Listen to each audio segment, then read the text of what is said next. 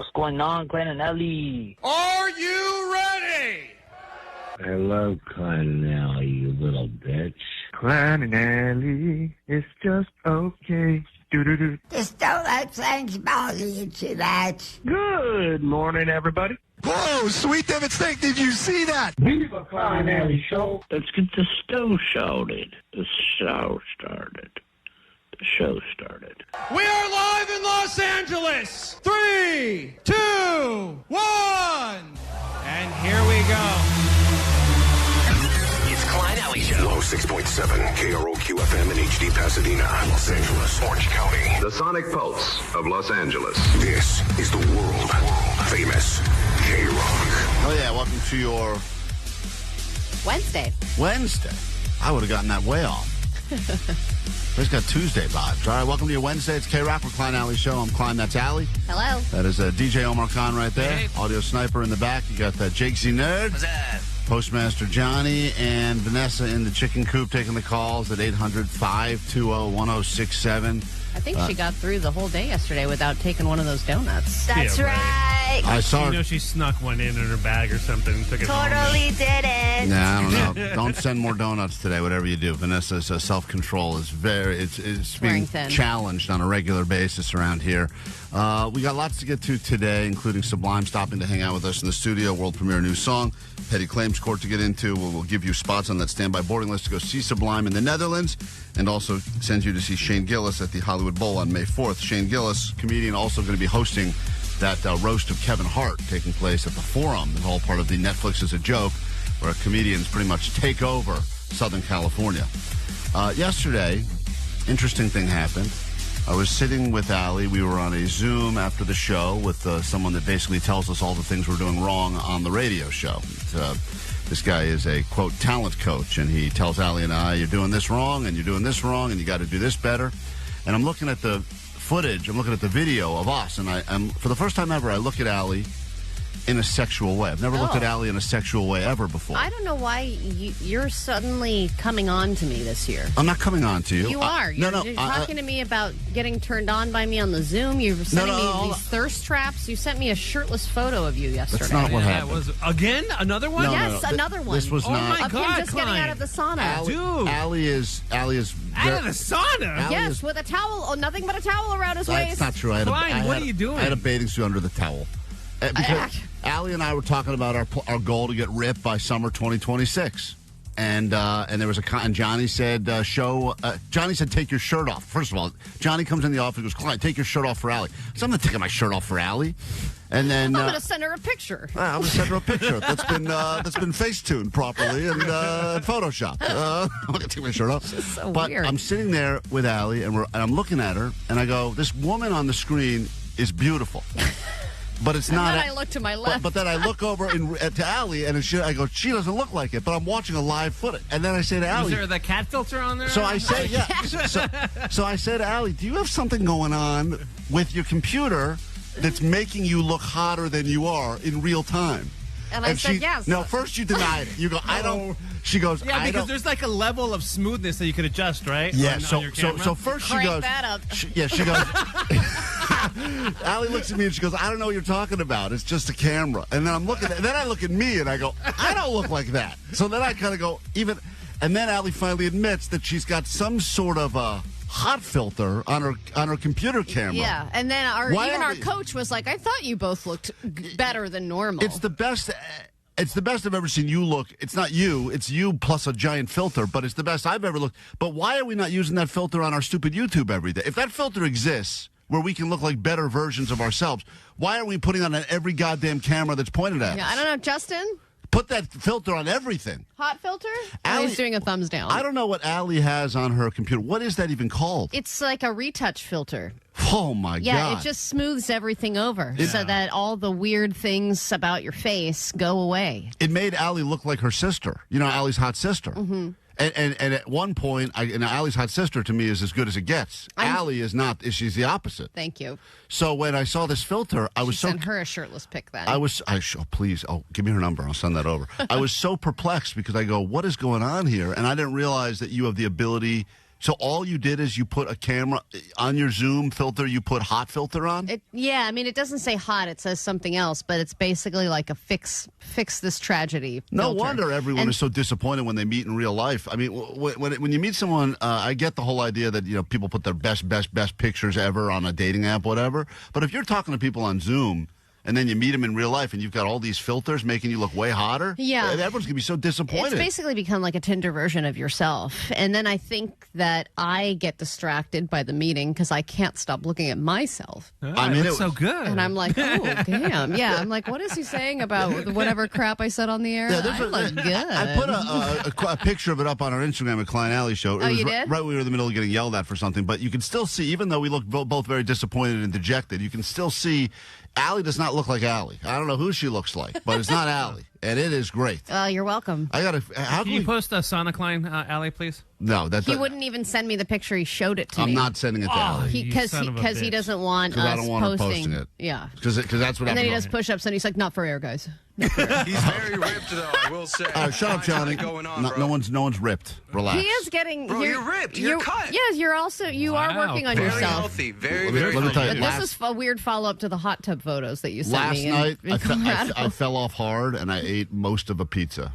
Again, to myself. So I fell off hard again last night. Just letting you know. Well, because now you're in the I earned it phase. Not really. Now I've worked hard for 3 weeks, and I earned it. That's right. Moment on the lips. And if it shows, we'll just filter it out. Filter it out. That's all we got to do. Yeah.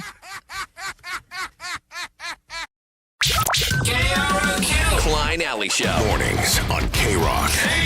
Yeah! K-Rock. You guys got jokes on the text line. K-Rock Klein Alley Show.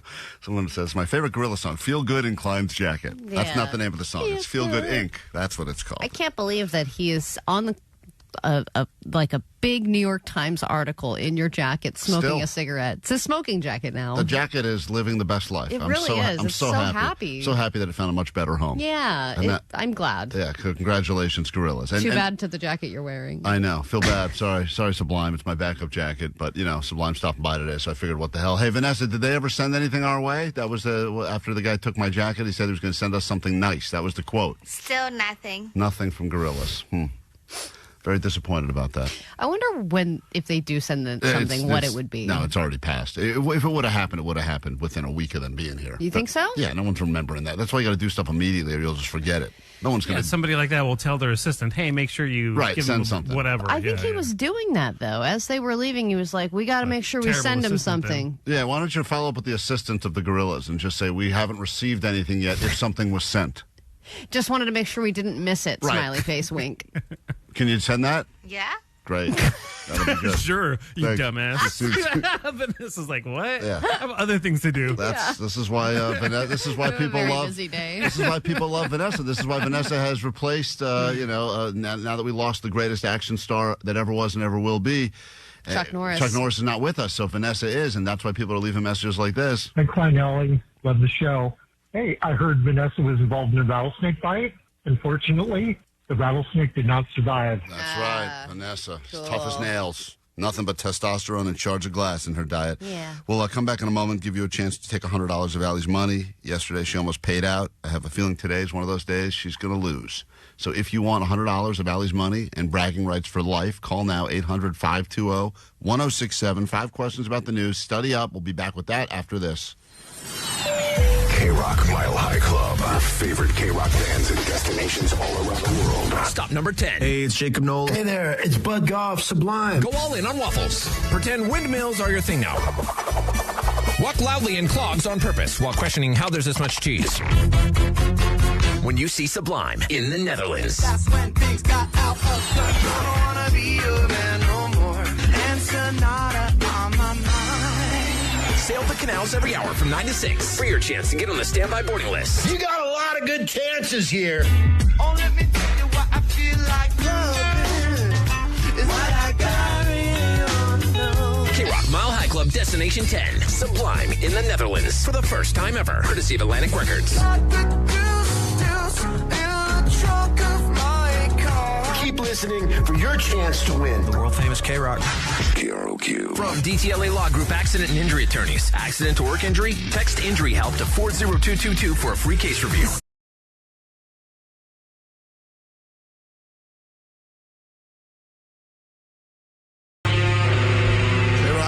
show every morning around this time. Give you a chance to become $100 richer. Get those bragging rights you can have forever. Hold them against Allie. You ever run into her out and about, you could say, I beat you. I smoked your ass in a little round of Allie Knows the News. Took your money. She's paid out thousands of dollars. Why should today be any different than any other day? Your chance to take Allie's money right now as we say good morning to Kayla on K-Rock listening. Let's see here. Hey, Kayla from the 951. Good morning. Welcome to K-Rock. Hi. Hey, good morning. How you doing? Doing fine. Good morning. Hopefully, Allie will give you her money. It's a great day to lose, isn't it? Hope you win. That's what it's all about, taking Allie's cash and ruining her self-confidence as she leaves the K-Rock studios.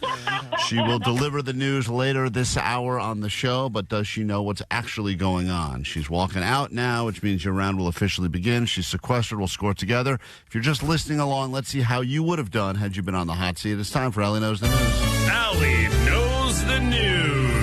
Dodgers opening day tomorrow, and they're kicking things off by playing which team in Major League Baseball?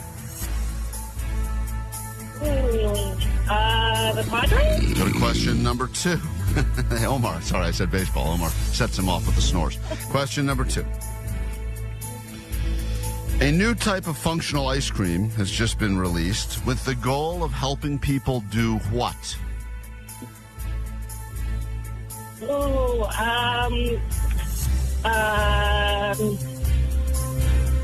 I don't know. Did you say sleep? Yeah. All right, we go to question number 3. Dwayne "The Rock" Johnson is being blasted all over social media now and the internets because of a wig that he's wearing in a trailer for what movie? Moana. We go to question number 4. This man, who you once knew and maybe still know as a late-night host, is apparently going to be writing the next Lord of the Rings stories. Who is going to be writing the next batch of Lord of the Rings? Jimmy Fallon? Jimmy Fallon. And finally, question number 5. A Mega Millions ticket worth $3.6 million was sold at what store in California? This is a nice payday for someone who's going to wake up $3.6 million richer. But what type of store sold this ticket? Oh, I wish it was my hometown.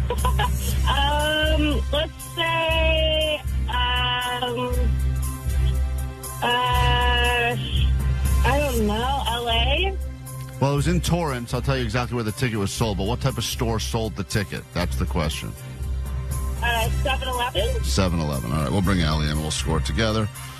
Let's see how you did. All technically stories in the news. Not necessarily the biggest stories, but they're all real, actual stories. Allie's back in here. And by the way, Kayla, you did get some right. I'm going to give you credit. This is not going to be a zero score. So here we go. Question 1. Allie. Yeah. Dodgers. Opening day tomorrow. Yeah. They're kicking off a brand new season of Omar's favorite baseball by playing which team? I believe it is the Arizona Diamondbacks. Okay, Kayla thought it was the Padres, but in this particular case, I think for the first 3 games of the season, it will be the Arizona Diamondbacks. Rattlesnake season. Allie gets the point, and she goes up an early 1 on Kayla, which is not good for Kayla, but I'm expecting, or at least hoping for a turnaround in your future. Question 2. A new type of functional ice cream has just been released with the goal of helping you with what? Poop? Laxative ice cream. Woo, That's interesting. Well, yeah, like pre or probiotic ice cream. That's interesting. That is not correct, though. You know who got it right? Kayla, who said sleep. It is a new type of sleep ice cream called Snooze. And yes, the packaging is purple because everyone knows purple's the color of sleep. And it's ice cream that apparently will help you pass the F out. Cool. So that is a point for Kayla. And she's tied it up with Allie 1-1 as we go to question 3. Dwayne "The Rock" Johnson taking a lot of heat right now on social media and all the internets because of a wig that he's wearing in a trailer for what movie? Yeah, Moana. It's his Maui wig. I don't know why everyone is having such a hard time accepting the fact that he's the perfect person to play that role. Well, of course, but he just looks silly. It does look ridiculous. It looks like a CGI wig of some sort. But it's like also digital wig. That whole movie is so CGI that it's like, what is the point of making this live action? Right. It's almost more animated than the animated. Yeah, it looks this exact same as the cartoon. Kayla said that as well, so both of you get the point. And we go to question number 4, tied up right now with 2 questions left. Ooh, so exciting. This man, known as a late-night host, is apparently going to be writing the next Lord of the Rings stories. Oh, damn. I mean, the best writer in late night that I can think of would be Conan. Conan O'Brien? That's an interesting guess. She said Jimmy Fallon. That sucks so bad. Both of you guys Jimmy Fallon writing Lord of the Rings. missed the mark big time, though. He wrote a kid's book. Is it Stephen Colbert? Stephen Colbert is the guy. Apparently, he's a big Lord of the Rings fan. Huge fan. Going to be writing the next one. And we go on to this final question. No one gets the point, so it's still tied up as we go to question number 5 right now.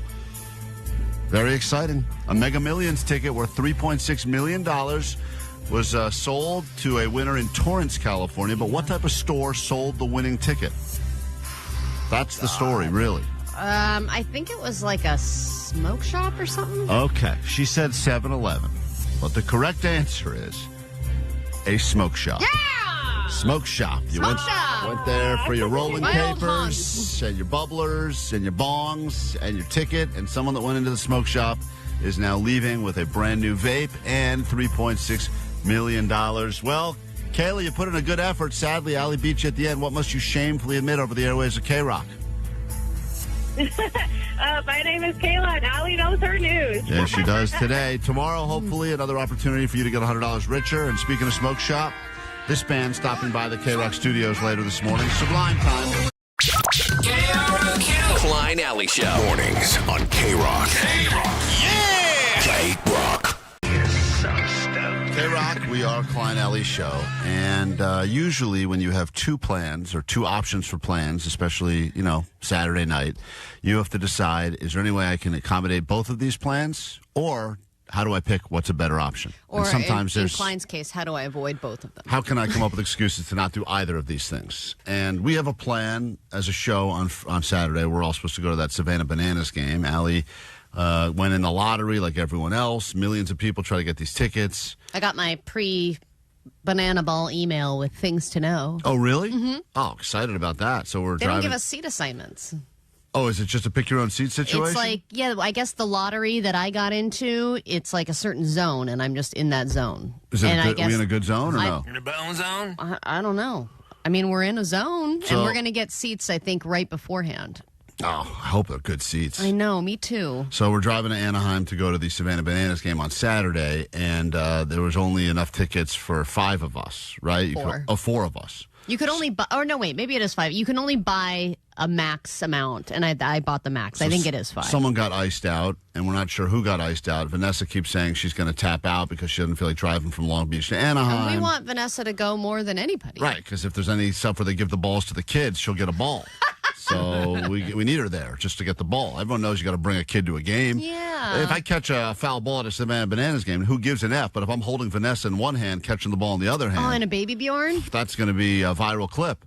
So Vanessa was going to want it out. Omar said, as much as Omar hates baseball, he said this is the kind of baseball he would get behind. So he's in. Real baseball, baby. And he even said, I think Omar's the first guy that tipped us off to the Savannah Bananas. That's right. I think I didn't even. This was like 3 years ago. Yeah, before they were anywhere near as big as they are now. Like Omar's like, there was like a Harlem Globetrotters of baseball, and I'm like, there is. Mm-hmm. And then they were playing a venue that maybe seats 500 3,000 or something. Yeah, it was small, yeah. dude. It was small, dude. Yeah. Now they've really blown out. Omar was They're doing way stadiums early now. But Omar, you've never seen them in person. You just saw clips. No, I have not. Exactly. This will be the first time for sure. They just sold out Petco Park, man, and the clips look great. Yeah, we're very excited. They have like a barbecue in the and then in the outfield, and Great. and it just like lights on fire. There's like no barbecue. Everything gets charred. It's awesome.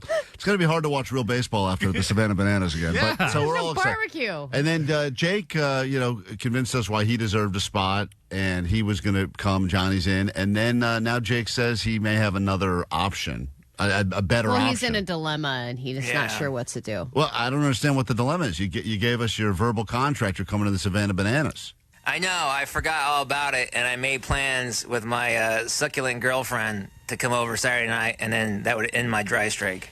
For anybody who's not in the know on what a succulent girlfriend is, could you explain? That's a girl that you don't have to pay attention to very often, like once or twice a month. You don't have to pay attention. She always looks nice. She's very easy. I don't see her a lot, but when I see her, I see a lot of her. And she knows this, so you guys are F-buddies. Sort of, yeah. Why do you use that weird term? Yeah. Succulent girlfriend? Yeah, do you want to make her feel worse about the situation? Or? I think that's nice. Jake, it kind of just sounds like you're in a situationship. Succulent girlfriend's better. But I don't understand. You say you see her once or a couple times a month. Haven't you? No, not? no. You I only have to pay attention to her like once or twice a month. So just like shoot her a text or something? Yeah, something like that. I'm sure she feels really appreciated. But That's literally a situation. Jake, you haven't been. Like Jake, you haven't been You laid. do. You haven't had sex in like a year, right? It's been a year again. It's been a while. Yeah, I can tell why. I only have to pay attention to her once or twice a month. She always looks nice, very easy. Yeah, why do you keep saying that stuff? You make. Like I don't see her often, but when I do, I see a lot of her. Yeah, I mean that's just like. You said it wrong. It's whatever you said was really cringe, dude. And by the way, I understand. I don't see her a lot, but when I see her, I see a lot of This her. is why we get these messages. This is why we get these messages on the goat line. What's up, guys?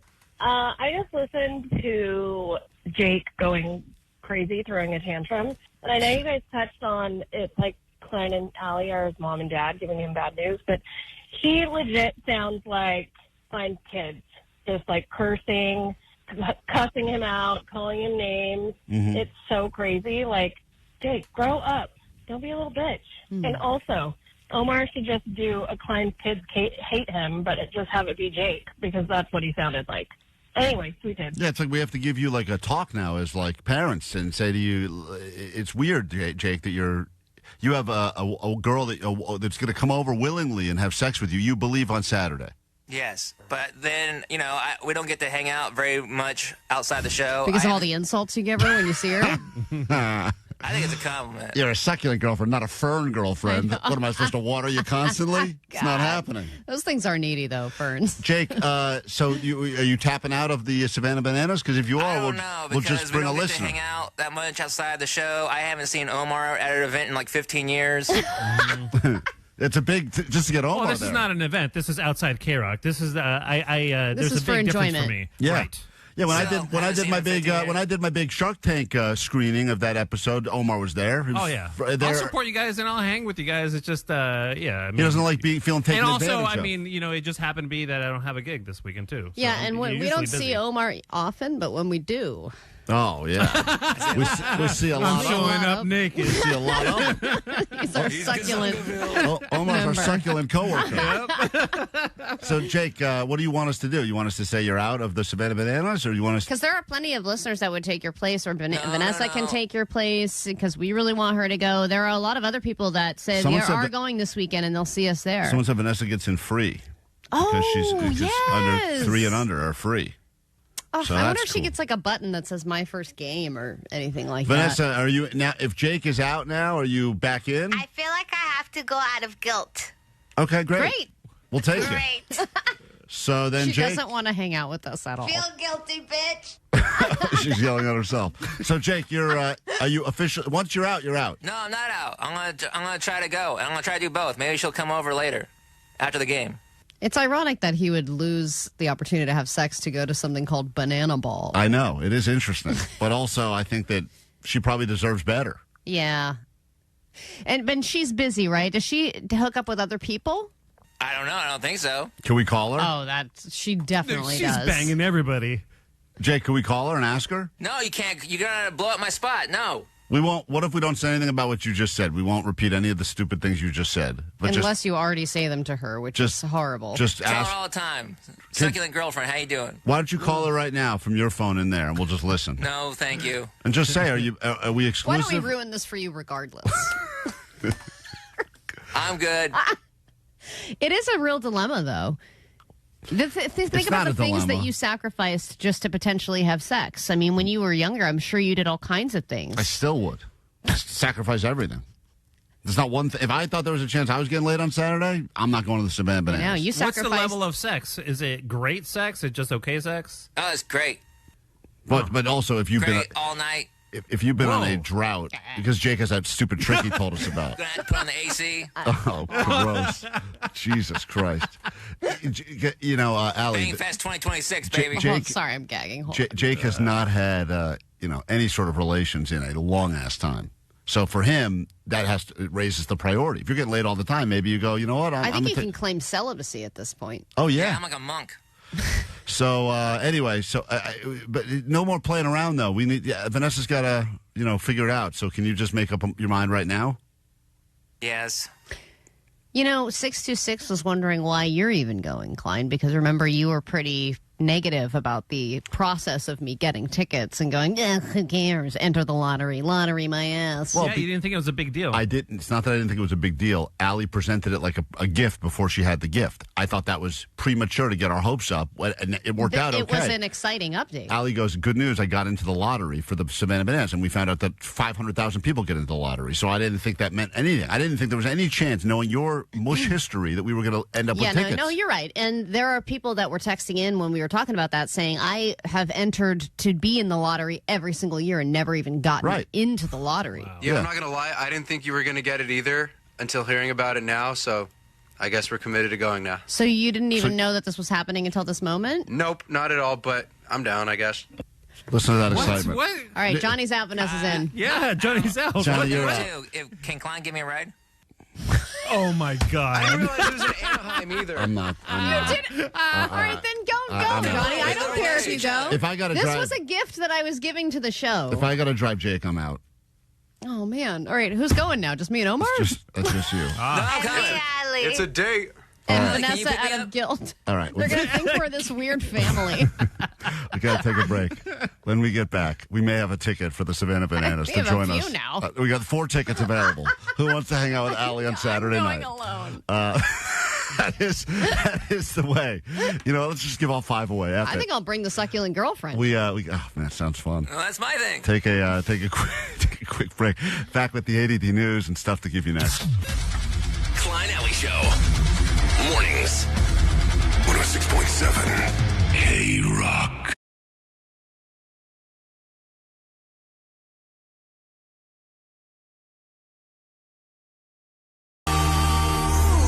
Let's find out what's happening in the world with your ADD news. Then a brand new hour of the show can officially begin. That is the hour where we will listen to Allie attempt to give her 4-year-old the talk about drugs.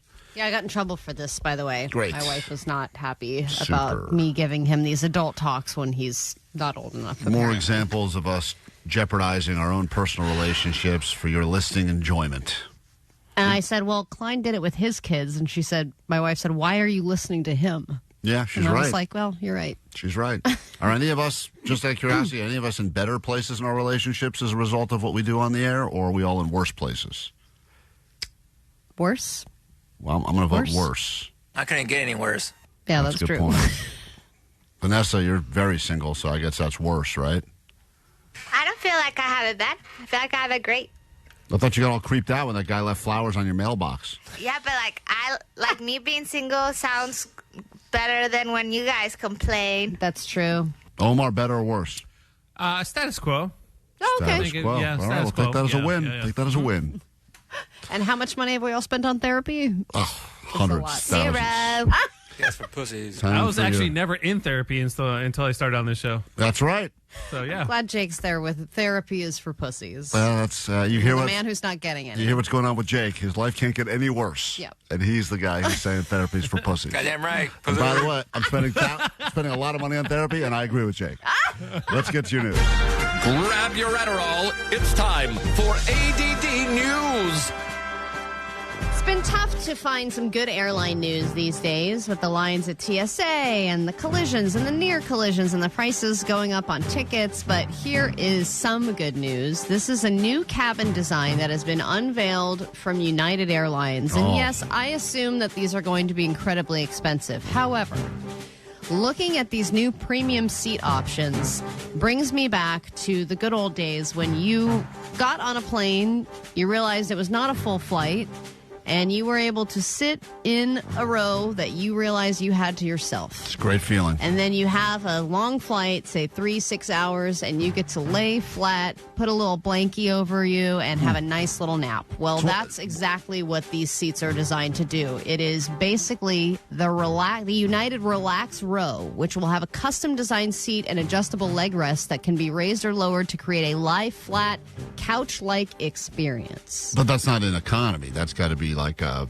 It's a premium seat option. Premium. Not first class. Not business. Somewhere between. Yeah, they're just saying premium. But how long's a row? Well, a row's long enough if you curl up in fetal position. And Like they if you're said Klein that size? this will have a custom-fitted mattress pad, a plush blanket, 2 extra pillows, and a plush toy and a kid's travel kit for families. Oh, so it's meant for trying to get your kids to sleep on the plane. Well, I think that that's helpful if you're a family and you're like, okay, I've got a long flight and I am willing to pay extra so that we can all lay down or take turns laying down, or there's a kid that can lay down, because that's one of the most annoying things about traveling with a kid. But if you're a regular businessman and you want to lay flat and have the row to yourself, you can do that now. Kids have tiny Or legs women. anyway. You would think that a regular seat is like a regular, any seat is like an economy plus or an extra legroom seat for a kid. They got tiny little legs.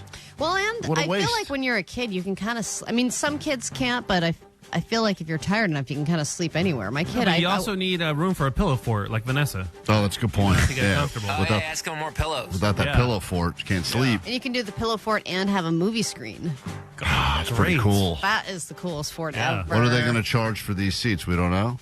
It hasn't said. I don't think when they give you all this exciting stuff, they're like, and by the way, it's $5,000. I like that the last news story about airplane seats that was coming out is that they're going to do these double-decker seats where you're going to have someone's ass in your face. Yeah, usually the imaginings of the future of cabins is bad. How do we It's cram always- more people on Yeah, here? and it's like baseball stadiums where it's like, now we're going to be sausaging closer together, but it doesn't seem like that's the case I think what here. they're trying to do, though, is figure out a way for people that want to fly on the cheap to fly the cheapest way possible, which is basically you're going to be standing up the whole flight, and then the people that want to, splurge and don't care will get like a even better experience. Yeah. Well, have you ever been on a long flight where you walk by and you can see the people that have like pods, like nap pods? It's amazing.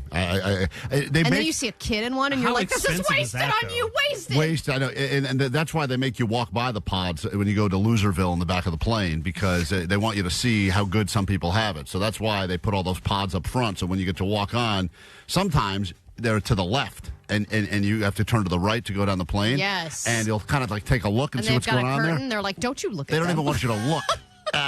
Please avert your poor eyes from what's going on with the pods. Private pod. Yeah. I hate that we have to walk by the first class and the nice seats, because if I am with my wife, 100% of the time she will say something about how we don't have those seats. Yeah. And I'm like, all right, Just like I a get housewife. it. Yeah. It's just like, well, looks like El Cheapo strikes again. And I'm like, this is such an expensive ticket. It's not worth We're it. flying 1 Unless you hour. have- It's not worth it. Like, could I do that? Technically, yes. Sometimes I Is do. there a point? No. Sometimes I do the move where I start to walk into those, and I go, "Oh, wait a minute! No, we're row 38. I'm sorry. 38. I thought it said 3." Such a sad row. Or you can find a reason to make everything more expensive right now. Gas, airline tickets, I talked about, eggs. The price of chocolate has gone up in the last year. And even though our chocolate issues are over, the chocolate makers are letting us know that it is still going to be jacked up for Easter. Crunch time to buy those chocolate bunnies, and filling up your Easter basket this year is not getting any cheaper. A new report from Wells Fargo says that shoppers should expect to pay high prices for Easter chocolate, which is a staple in 90% of all Easter baskets. Cocoa bean prices have actually been plummeting recently from their historic highs, but a lot of candy makers buy cocoa months in advance, so inventory that you see on store shelves right now is still priced for those high levels. This report says we probably won't see chocolate prices come down at the store until Halloween. I just don't know why any company, when they raise something, they have any incentive to then lower the prices again. Like, I think with all these things, where the gas is going up and all these things are going up, you think about even just little things like HOA fees, right? Once it raises up, No one's going to be like, hey, we should bring that back down. Yeah, it's a giant shell game, though. I mean, that's what they're constantly doing with us. They're toying with our emotions, and now gas has gotten expensive, but then we'll be all excited in 3 months when they're like, prices at the pump are dropping down 2 cents a gallon. And we're like, yeah, but they were up so many cents a gallon. They're up $1.59. Yeah, I had to do a fill-up yesterday. It sucked. I was like, it was like $6.25 or $6.59 or something like that. Per gallon? Yeah. How much did it cost you to fill up your tank? I only did a half tank. That's stupid. It's Why? just going to go up even more. I think it's going to go down again. I'm playing the odds. Yeah, I went half It's tank. gone up every day for the last 35 days. I'm feeling good about it. I'm going to take the under. So you think the amount? How long will a half a tank last you? It's my wife's car. And she doesn't drive She doesn't drive that much. So in a that's, couple weeks? Yeah, it'll get her a week So at you're least. betting on the war in Iran kind of being over within 2 weeks? I hope so. Or else I'll be really upset with myself. If you're nervous about money, what you could do is what the Penthouse Pet did, which is just befriend and court old men in Beverly Hills and then rob them. This is a crazy story. Yeah, so this woman, her name is Adva Lavi. She's 27 years old, but her pseudonym is Mia Ventura. What a great fake name. And she would she's facing 11 years in prison because she would basically go on dating apps, high-end dating apps, befriend and court these older men, and in some cases younger women, that were all rich, and then she would be their travel companions, and she would be their girlfriend, and all this stuff. And basically all of this was to access their homes and then just rob them blind. She would steal cash, gold, high-end bags. So now she's being charged with 6 different felonies, including 2 counts of grand theft and burglary and unauthorized use of personal identifying information. So she was trying to steal their identities on top of it and get their credit cards and all that stuff. Worked for a while. Goes to show you that guys will pretty much do anything for the opportunity to get laid. I feel like there's also men that knew about this and were like, but still. But have you seen her? She's hot. Oh, my Honk, honk. Relax. Shut up, you. Take my money in my car, right? Yeah. Like, I know what she's up to now, and I would still go out with her. Like, when does she get out of prison, Allie? Well, she faces 11 years in prison. What prison is this? Sign me up. Yeah. Yeah, she's going to need one of them prison pen pals. That's a real succulent girlfriend right there. We got to get into a brand new hour of the show, and we'll do that right now on K-Rock. 106.7 KROQ-FM in HD Pasadena, Los Angeles, Orange County. The sonic pulse of Los Angeles. This is the world-famous K-Rock. Good morning and welcome to your K-Rock. We are Klein Alley Show. Just after 8 o'clock on a Wednesday this hour. Lots to get into, including the return of Bet Your Fet.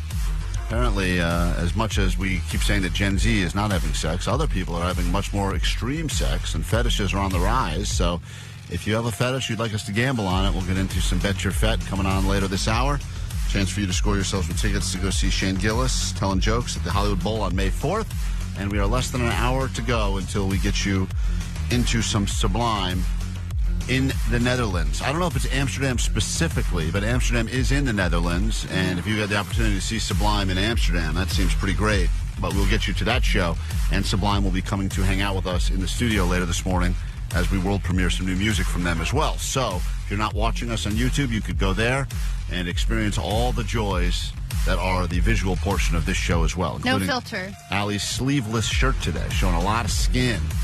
Skin to win. It's summer, basically. It's the official spring break mantra. If you're new to the show, I'm Klein. That is Allie. That is DJ Omar Khan right there. Yep. Jake the Nerd. What's that? And then in the back room, we got Postmaster Johnny, also going sleeveless today, and producer Vanessa. In a moment, we will figure out if Allie was too premature in talking to her young 4-year-old about drugs. And apparently, according to my wife, I was that too was early. a conversation that she didn't have to have, but we peer pressured her into it. And that's really what drugs are all about, Allie, peer pressure. Yeah, you got to give in to the peer pressure. So we will get to that this hour on the show and much, much more. If you need us, 800-520-1067 to call to text to win. Totally interactive show on K-Rock or listening on the app, streaming along. We are Klein Alley Show. Good morning. Klein Alley Show. K-Rock, we are Klein Alley Show. And at some point in your life, you were probably taught about drugs, the dangers of drugs, the just say no's. Every generation had their, this is your brain on drugs, or I learned it from watching you, Dad, or drugs are cool. I mean, I don't think they've ever done that one, but I don't think they did Dare that. to keep kids off drugs. The Dare one, and there was I think Dare you to do more meth. there was McGruff, the crime dog. I think was involved in this somehow, and.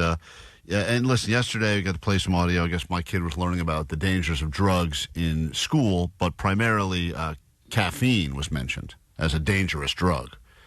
And a gateway drug. She was concerned that Mommy and Daddy do a lot of caffeine because we're always drinking the coffee. And anyway, some response to yesterday, and then Allie was forced to give her kid a talk about drugs. Klein, Allie, hey, Klein, I got a request. You got to tell him to bring back Klein's Kids Hate Him. Come on. His Bruiser? That kid is priceless.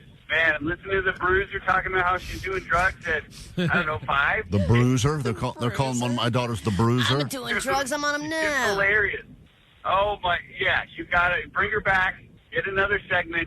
It doesn't even have to be a Klein's Kids Hate Him segment. Just more microphone in your kids. They're hilarious. They're way funnier than, half the team. Oh. Sorry. Oh. I mean, you guys are funny, but they're just way funnier. All right. Please give that. Thank you for the call. Thanks for the feedback. Yeah, this was the Bruiser yesterday when I gave the talk about drugs, saying that she's doing drugs every day and she likes them. I do. Every single day, and I said yes, and I had one today. So that's her. She loves the drugs. She had a drug today, and she says yes every single day. I'm on right now, tripping balls. So we forced Allie to have the conversation because apparently, according to the experts, you can never have these conversations soon enough. You keep waiting, and you're supposed to hit him with it right out of the womb. Talk to him through the belly if you want. So I wanted to remind him of the conversation we had before about sex. Right. That's Allie, where this all began over dinner. And that's when Remember that? And I talked to you about how you make babies? Who kisses somebody? Yeah, we kiss each other. No, I said, who kisses somebody? Well, when people want to have a baby, they start kissing. So I'm going to kiss you and make a baby anytime you. Oh, my God. Oh, he's going to put a baby in you? Yeah, he's ready. Oh, man. Save some money from all that IVF stuff. Finally. Jesus. It's weird that it got incestual so quickly. Wesley's stepping up. Yeah, that's real Alabama Allie right there. I had to. Alabama. Forgot I didn't really mention that you can't do that. Mommies and daddies shouldn't have babies with their kids, because the babies will turn out all weird looking. But I wanted to ask you something else. He started kissing me. Oh, boy. He didn't seem to care, huh? Hey, baby. No, I want to kiss you with both of our kids. No, the baby does not look weird. Okay. Baby's not going to look weird, according to him. Now the baby won't look weird. This is the same way Allie defends all the stuff she's done with her cousins. No weirdsies. No weirdsies. It's fine. All right. Have your teachers talked to you about drugs? No? No, he's 4. So no, they haven't. I mean, you know the answer to that. Well, it's preschool. Yeah, they're not talking about it. But it's California, so sometimes you got to go over what California sober means early. Yeah, that's true. You don't know what they are? Can you tell me what they are? Oh, nice. Yeah. Drugs are something bad that some people take, and when they take it, they do really bad things. Really bad, boys and girls. They're pretty bad for you, but some people do them. And What are you eating during this? You're Barbecue chicken? I mean, you're going ham on chicken while you're trying to give a talk about drugs? Well, because I have to distract. He's focused on eating. If he's focused on a toy or anything, it's like game over. Right, this is the most focused I can get him. So you give him the food, just like this is what we do with Vanessa. Give her the chicken. Right. Get her to Feed focus him on with that, chicken. and then right. Okay. And they take drugs like marijuana. Mama, look at my Band-Aid. Look at my Band-Aid. Now he's moved on. Oh, yeah, your Band-Aid. Did you cut yourself? No. What about crack? Has anyone talked to you about crack? I was trying to open this with my scissors, and then they cut myself with my phone. Now he's telling me how he cut his finger. So exactly the conversation you'd have with a crackhead. I know. Yeah, let me order a crack. Here's how I cut my hand. I know, and then... Yes. He said, and then it was bleeding, bleeding, bleeding. Mm-hmm. I know, Mama. Band-Aid. Have you heard of the devil's lettuce? Devil's lettuce? Mm-hmm. No. Yeah, you're not supposed to do that either. And can you say crack is whack? Crack is whack. Yes, we don't do crack. Meth Crack is whack. Yes. Crack is whack. And meth is a bad one, too. Fat. Meth. Meth. Yeah. Hey, meth. That's how. Hey, meth. That's how people actually that do meth say meth because they have no teeth. I so know. they can't say they have meth. I feel like he's catching on pretty quickly. Yeah, I feel like crack is whack is really locked in. That's now a core. That's going to be a core phrase he's going to say. Yeah, Ryan from meth. Whitney Houston, she always said crack is whack. Right. He's going to remember that now. Oh, It's yeah. passed on to generations, locked in. They're like sponges. It's bad to do meth. So we'll just never do that. Say no to drugs. Hi, meth. No, thank you. High meth. High meth is actually a great catchphrase for meth. Hi, meth. Hi, meth. That's great. You're bad. There you go. Hope I made a- So he did come up with his own little catchphrase. Hi, meth, you're bad. You're bad. Drugs, you're bad. Drugs, There you're you bad. Hope I made a bracelet. It's very cool. Now he's telling me about his cool bracelet that he made. There's a lot of them, huh? There's a lot of them, yeah. It very hurts me. The bracelet hurts you? You know, bracelets would hurt as handcuffs if the police arrest you for doing drugs. We can all do it. We can all do it. Well, now he's back to drugs again. All right. Well, It's a real roller I coaster. think that was a real beneficial chat. Well, I didn't necessarily really have to tell Katie because she got home and he did say crack is whack. Oh, no. And then Why do you keep talking to our son about things like sex and drugs when I'm not home? Well, I was supposed so this didn't go well. tell him about drugs. No. Never too early. Klein and them, they were talking about, the kids were You're- talking about drugs. You're going to take advice from him? Thank you. Thank you, Katie. So she's not happy. They were already learning about drugs. And Why? Because they're learning about it at school. I just wanted to have a talk with him now. I think it's a horrible idea. Why are you introducing him to ideas that he doesn't even know exist except unless you tell him about them? Well, because otherwise he'll discover them without us telling him about them. Did you tell them that addiction runs in his genes in your family? We didn't get to that. No. All the things you're addicted to, your mom, your aunt. Well, that'll be tomorrow night for dinner. Great. That sucked all the fun out of this. Huh? Man, that got real serious real This quick. is while she was eating. I was Wow. like, all right. Once again, ruining our lives to make your listening enjoyment that much more. We got to take a quick break in our relationships and the show. We'll be back after this. K-Rock Mile High Club. Our favorite K-Rock bands and destinations all around the world. Stop number 10. Hey, it's Jacob Knoll. Hey there, it's Bud Goff, Sublime. Go all in on waffles. Pretend windmills are your thing now. Walk loudly in clogs on purpose while questioning how there's this much cheese. When you see Sublime in the Netherlands. That's when things got out of control. I don't wanna be your man no more. And Sonata on my mind. Sail the canals every hour from 9 to 6 for your chance to get on the standby boarding list. You got a lot of good chances here. Oh, let me tell you what I feel like loving. Is what I got really know. K-Rock Mile High Club Destination 10. Sublime in the Netherlands. For the first time ever. Courtesy of Atlantic Records. Keep listening for your chance to win. The world famous K-Rock. KROQ. From DTLA Law Group Accident and Injury Attorneys. Accident to work injury? Visit calldowntown.com for a free case review.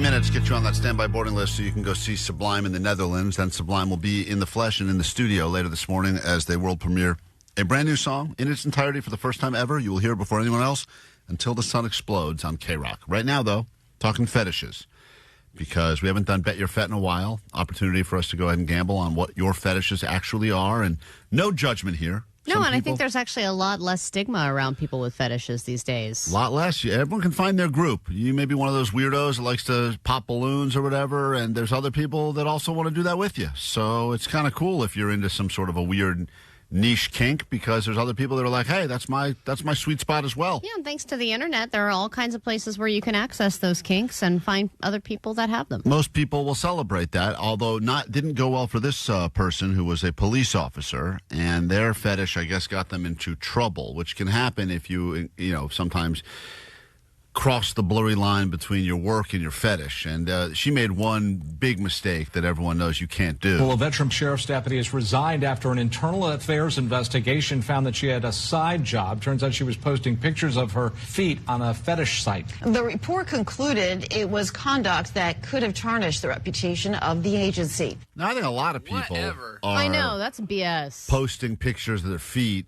I didn't realize how many people are doing it, but apparently it's a great way to make some money. I've tried to make money doing that. My feet are not anything that anybody wants, and I'm sad about that. But if you have decent-looking feet, it seems like just taking a couple of weird pictures and putting them up online, it's a great side hustle. But also, oh man, I'd have those feet. Yeah, not mine. That guy will pay. But even if you have gangly feet, I would still think there's a market for that too. Like, I know you think it's all about having nice feet, but I'm not into feet at all. But I would imagine that Someone's in the ganglies? Yeah, I would imagine. Let me see. You Ugh, gotta God. get Jake to do it.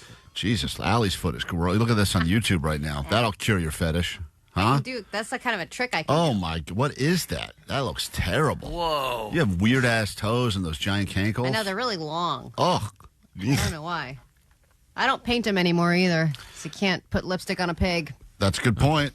Enjoy your breakfast, everyone. Yeah, I hope you're looking at Allie's feet right there. That's Hope a you're not great. eating ham. Slightly discolored. This woman that lost her job, part of the problem is that I think she was taking pictures of her feet with her uniform on. That's always what ends up biting you in the ass. Well, that's hotter, though. Yeah, but that's when it becomes a problem, I guess. Men with a foot fetish can find things that interest them on a website called feetfinder.com.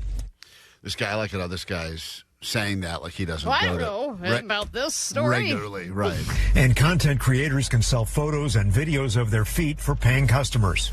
An internal affairs investigation reveals Palm Beach County Sheriff's Office Deputy Sheriff Brandy Tenlin published inappropriate and pornographic images and videos on that site, and she performed sexual acts in exchange for money.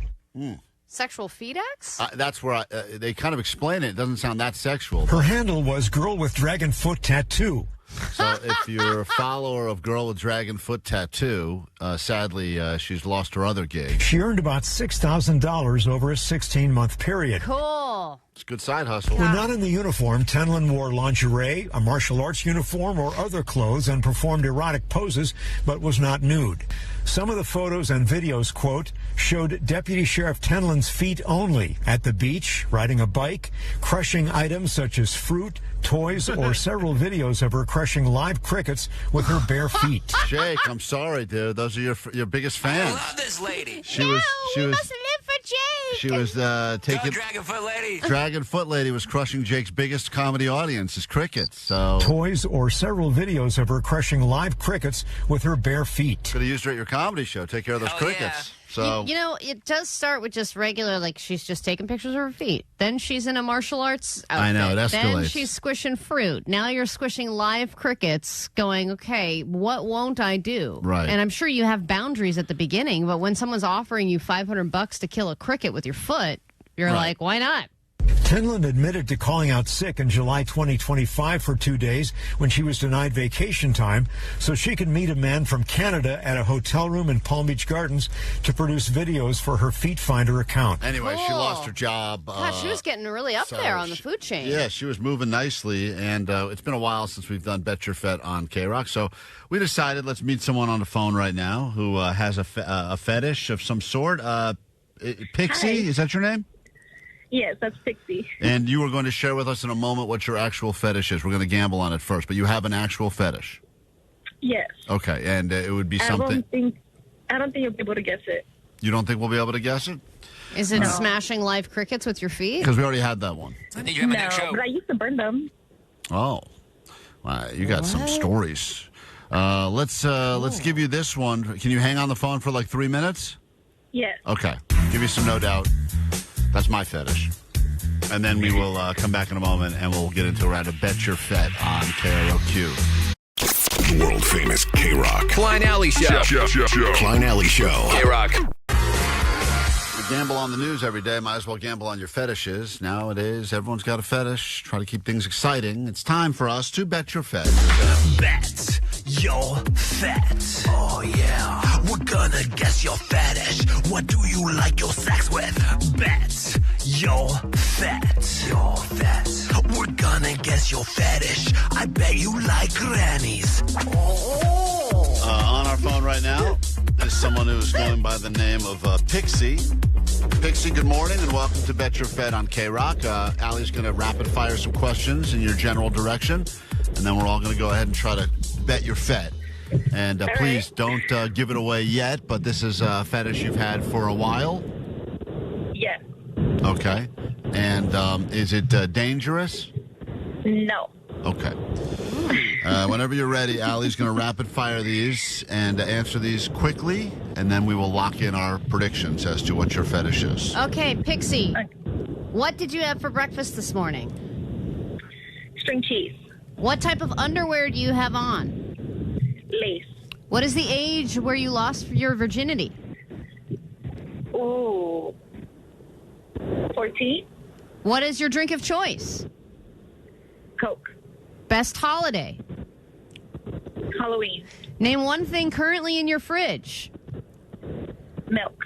Where are you right now? On my way to school. When is the last time you had an orgasm?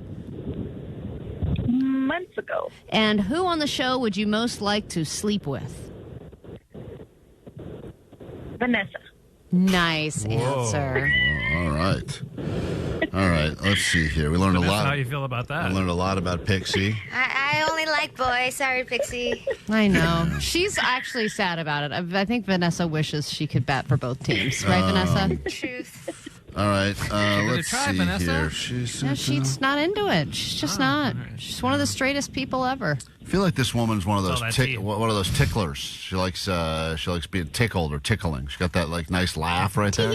Yeah, I don't know if she's into tickling, likes being tickled, likes tickling others, but I'm sensing tickling. I'm going to lock in on. Don't answer till we all lock in. I'm going to lock in on tickling. Allie? Let's see if she is into Vanessa. Well, no, she's not into Vanessa. She said of all of the terrible options that you gave her, which are all the rest of us, Vanessa was the least terrible of the options. I'm going to say... Vanessa's not a terrible option. No, she's not a terrible option. The rest of us are terrible options. That's why. So it's like the obvious option. Right. I think we're all saying Vanessa. Well, she's also the only one on the show that looks like a child. Right. Well, that's a good point. That's problematic. Yep. That's an issue right there. That's not going to be my guess. I'm going to guess that you like pretending to be a baby. Oh, she's one of those people that get swaddled and stuff? Yeah, where she wears a diaper and then she puts a little pacifier in her mouth and stuff and gets a bottle. Okay, adult baby. That's Allie's guess. Omar, you learned a lot about Pixie a moment ago. Yeah. What is her fetish? I think, she's giving off sadomasochist vibes. Yeah. I'm going to say that she likes to do it with this show on, like a podcast. Oh, man. That's disgusting. That is gross. Yeah. It's so painful. Yeah. I'm going to put this show on. You guys are like, great, just cut my ears off first. More nipple clamps? No, turn the show up. Turn the show louder. They're about to do A.D.D. News. Oh. All right. Jake, what's her fetish? She's into, like, sniffing or licking pits. Licking pits or sniffing pits? Yeah. You're hoping for that, huh? Oh, you're getting into it, aren't you? Let's go. Are any of us exactly right as to what your fetish is? No. Were any of us close, even a little bit? Not even close. Oh. Come on. Come on. What is your fetish? I like degrading men. I like to make them bark for me. Whoa, bark like doggies? Yeah. Put collars on them? Yeah, like, I make them get on their knees and bark.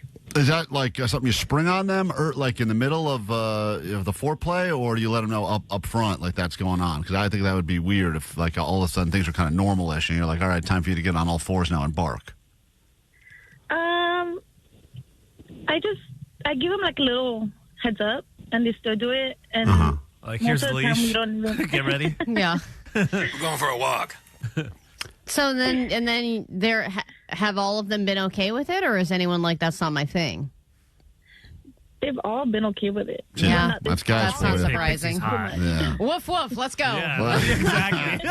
Well, what am I today? A doodle? All right. Doesn't matter. Make me a doodle. What am I? A golden retriever? It's pretty Let's hard go. to degrade a man. So no one has said, no, I'm not going to get on all fours and bark for you. They've all said, absolutely. Yeah. Uh-huh. All right. 626. There's more people who would like to meet Pixie. Of course. A lot of dogs texting in all of a sudden. 818 said woof, woof, woof. 415, bark, bark. We're getting a lot of people responding on the text line in barks now. 562, bring back bark for meat. Oh, I man, volunteer as tribute. You must have loved that segment. So, Pixie, let me ask you, what does that do for you? That gets you go? You get turned on watching a man bark on all fours? It's more like a music that makes me laugh. Makes you laugh. So it's kind of like I was right with the tickling. You guys kind of feel like you are conquering him a little bit before you give it up? Most of the time, I don't even give it up, and they bark. Really? They get a treat at least? That's a power trip there. They get a treat at the end? Not even a treat. Sometimes I'd be like, all right, I gotta go now. What does that do for you right there? I don't know. It just makes me laugh. Yeah. Oh, great. Wonderful. Makes me laugh. All right. Well, honk, honk. listen. If you find Pixie out and about, be ready to start barking. And you may or may not get lucky. That's what I like about it. It's like, if you really get on all fours and try, then maybe. Or I'll just walk away. Can I ask you a follow, without getting too graphic, are the guys fully dressed when they're barking, or are they, naked barking? Both. Both. Wow. What do you think of that? 10-10, but I prefer meow from you. Meow. Yeah. All right. Well, there you have it. I don't know why we've haven't done Bet Your Fet in such a long time. You learn about all these things. I didn't even know that was. I didn't know there was a real world thing. I know that I've seen that before in. I was at a concert where that girl had a guy on a collar and a leash. Yeah, like a gimp. Sort of. Yeah, at Peaches. Yeah, sometimes it's like an ongoing thing. It's like, this is my gimp, and I'm going to have him around me for like a couple of weeks. But these seem like one-night things, right, Pixie? Yeah. Yeah. Mm-hmm. Yes. Yeah. 623 said you would never get me to get on all fours, and I think I think everyone thinks that. Right. That's how it starts, is I would never do that, and then you're barking like a golden retriever. How many guys have you gotten to bark for you? Well, 4 or 5, because that's all I... 5. You're perfect 5 for 5 on getting guys to bark? Yeah, they all started with, I'm not going to bark, I'm not a dog, but next thing you know, they're on their fourth barking. Would you rate who has the best bark on the show? Definitely. Go ahead, Jake. So Jake's kind of like an aggressive, feisty dog. Omar, would you like to bark for Pixie, or would your wife be unhappy about that? No, I'll bark. Ooh, I liked that one. Johnny, honk. Shut up, Klein. Johnny, go ahead. Go ahead. Ruff, ruff, ruff. Oh, God. Gay dog. Put that dog down. What do you think? Vanessa's got to give it to us, Out right? of 10. Hey, Vanessa, she's into you. Why don't you give her a bark? A Come growl. on. Come on. Oh, A man. meow. Woof. Go ahead. Woof. Yeah, I wasn't prepared for a bark. Go ahead, Vanessa, come on. What would it be like if you studied for a bark? Yeah. Do you need some time to prepare for this, or? I thought she wanted the guys to bark. Well, yeah, but she's into you, Go so. ahead, Klein, bark. You ever made a woman bark for you, Pixie, or no? Yes. You have? Really? Oh, so she's into women barking, too. I'm afraid if I bark, Vanessa's going to throw me into a wall.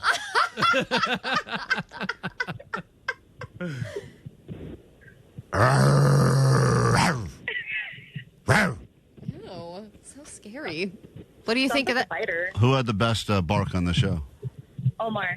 Yeah. Honk, honk. All right. There you go. All right. Well, this has been a very He gets a treat. interesting round of. Yummy. Because Omar's eating that dog food by Someone mistake. before said, what is happening right now? I don't know. All right, Pixie, thank you for joining us for Bet Your Fet. That is. Now I know why we don't do this often. Yeah. Let's forget about this game again for another 6 months. So we'll bring it back. Please. Got to take a quick break because we all need to go outside and relieve ourselves, and then we'll be back with more show next. Arr. The Klein Alley Show. Mornings on K-Rock. Whoa, whoa, ho, ho, whoa. You're a little excited. 106.7 FM. K-Rock.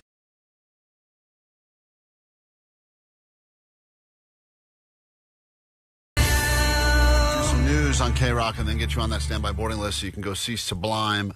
You will get to win a trip to go to the Netherlands, see Sublime. We'll take care of your airfare, hotel, maybe some walking around cash. You can get some of those French fries covered in mayonnaise that they love eating over there. And then, of course, you get Sublime. It's all part of K-Rock's Mile High Club. And the next destination, which is destination number 10, is the Netherlands with Sublime. Sublime will also be stopping into the K-Rock studios in about an hour to give away another chance. They will actually take the call and give away another spot on the standby boarding list. But we have your first spot of the day waiting for you the second we're done with this. Grab your Adderall. It's time for A.D.D. News.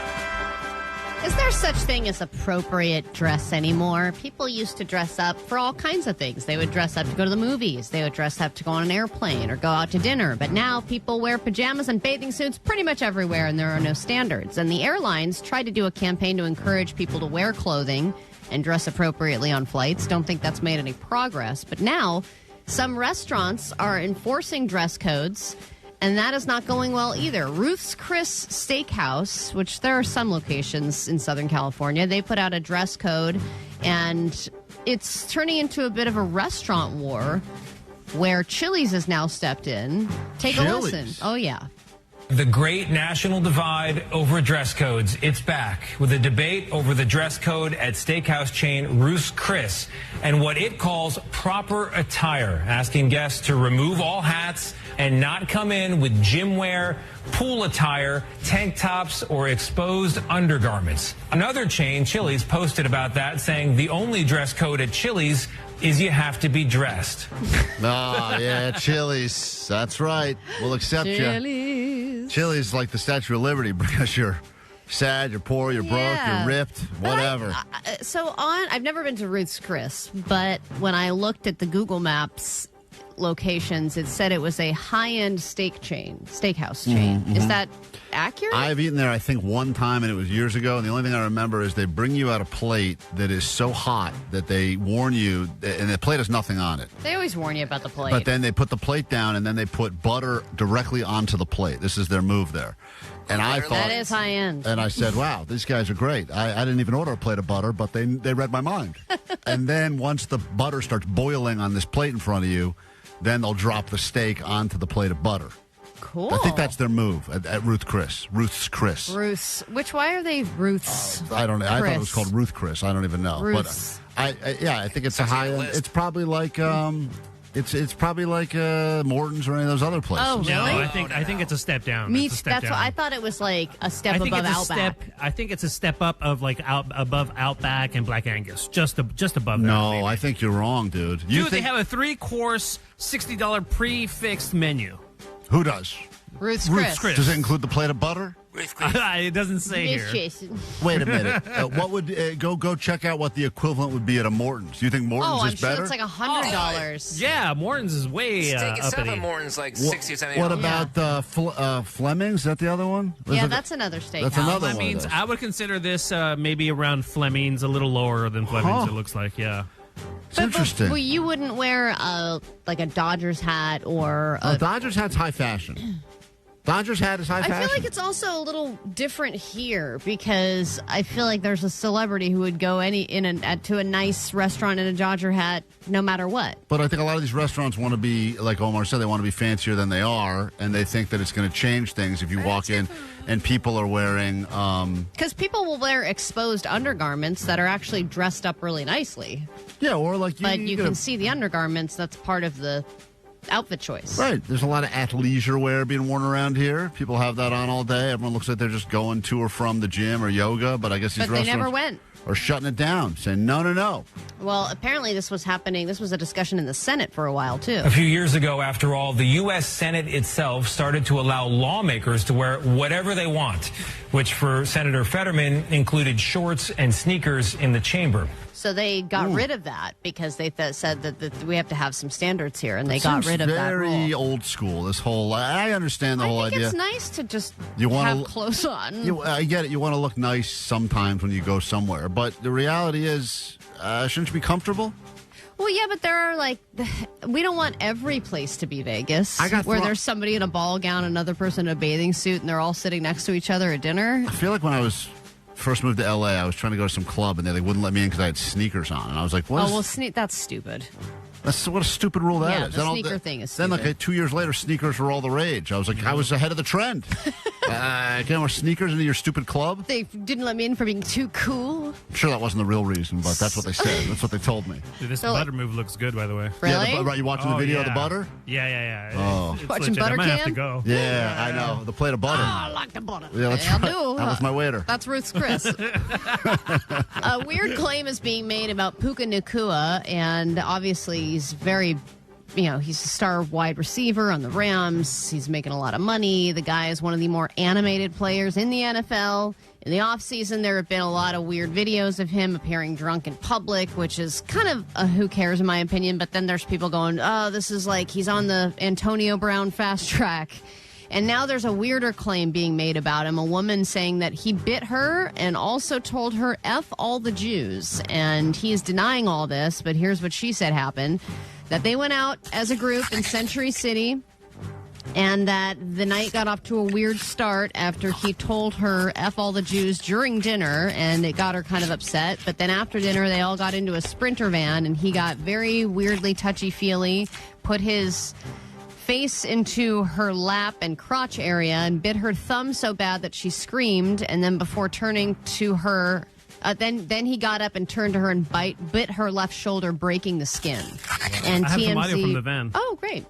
Puka Nacua had 35 yards last night. Oh, She sounds injured. making conversation. Sounds like she got bit hard. Yeah. Really speaks. So obviously we don't. Something you bit her tongue.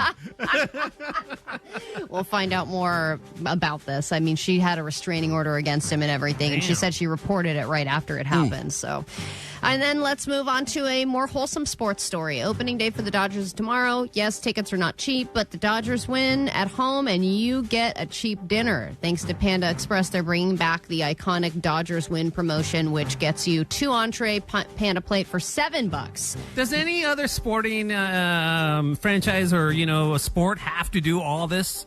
All this fanfare around? Oh, this is Omar's hate of baseball that they need. Just do everything. It's bobblehead night. Oh, you get this and you get that. Oh, it's so much. Well, they give you it's so boring. Yeah, but a lot of the sports give you something Like when you when a show football up. game, do they give you anything? No. You know why? Because it's super exciting and people want to see that. They give us towels Sometimes you get a towel. That's fun. You can use that towel to wipe up your face after your Panda Express trough. Go to the Dodgers. Well, the deal began in 2024 for $5. Right. Now And it's then up it to went up to $7. $6, and now it's up to $7. But the good Still news is super cheap, though, to get a big dinner. They still have to win, though. You only get it if they win. Win at home. Right. It's a win at home thing, which, by the way, is not nearly as cool as like when the Lakers, you actually get 2 free tacos. The Lakers win. Do you think that's better than a giant 2-entree Panda plate? I think free is always better than a discounted code for a, I don't even know. What would a Panda plate cost if you were to pay full price? What's a Panda plate? No idea. I don't think I've ever been to a Panda Express. How much more could they charge for a Panda plate than $7? What are they charging? 10 full price? Well, someone's got to know what a Panda plate costs full price. Omar? Oh, I have no idea. King of the chain. I hate that place. I can't imagine that there would be that much of a deal. It says in between $10.70 and $13.35. All right, people so- are saying like $11, $14. Right, so you're saving a little bit, but it's not that amazing of a deal. They have balanced protein plates now. Do you want one of those? No, thank you. Hey, caller 20, I'm looking for you. We have something for you for free, not discounted, free, as we add your name to a standby boarding list to go see Sublime in the Netherlands. If you're caller 20 right now at 800-520-1067. 106.7 KROQ FM in HD Pasadena, Los Angeles, Orange County. The Sonic Pulse of Los Angeles. This is the world famous K-Rock. Good morning and welcome to your K-Rock. It is just after 9 o'clock on a Wednesday. And we have a spot for you to travel internationally, be a part of K-Rock's Mile High Club, win yourself an international destination and a band of your... Oh, it's a band of our choosing, but you probably would have picked Sublime anyway. Hopefully you like Sublime because they'll be coming in to hang out with us in less than an hour, and we will world premiere a brand new song. So many songs that now you've heard over and over and over and over again, but you heard them for the very first time here on K-Rock, like Sublime's biggest hit ever and Sonata. Think about Crazy that. to say it's their biggest hit Biggest ever. hit ever. 30 years. That band, in fact, I believe they're celebrating the 30th anniversary of the self-titled Sublime album on the 30th of June, I think. It's either June or July. So think about that for just a moment. And Sublime will be stopping into K-Rock today, the soundtrack of Southern California, for a long-ass time. Jacob returns. Eric will be here as well. mumbling through another chat with his friends on KROQ. How dare you, sir? I love Eric. We love Eric. We have a great game plan for them to see which one of them actually knows Sublime better. And I'm not going to say we've rigged the game in favor of Eric, but it's going to be a fun game that you'll want to hear or watch on YouTube. You're not going to do the game. What's Eric saying? We talked about that. We did think about doing that game. What's Eric saying? We also talked about doing impressions of him to him. Yes. Oh, no. Our best impression of Eric to Eric. Doesn't Jake have a good one? Jake's got a great one. Go ahead, Jake. It's good. It's wrong. All right. Johnny, what's your impression of Eric from Sublime? Because you do a good one, too. It's from Sublime. That's a good one, too. Al, you do one. You do a spot on one. It's Eric. I'm Rhyme. It is early for rock stars to get up and do, the show. Yeah, so anyway. Do you want to do yours, Klein? Or you have one, Klein?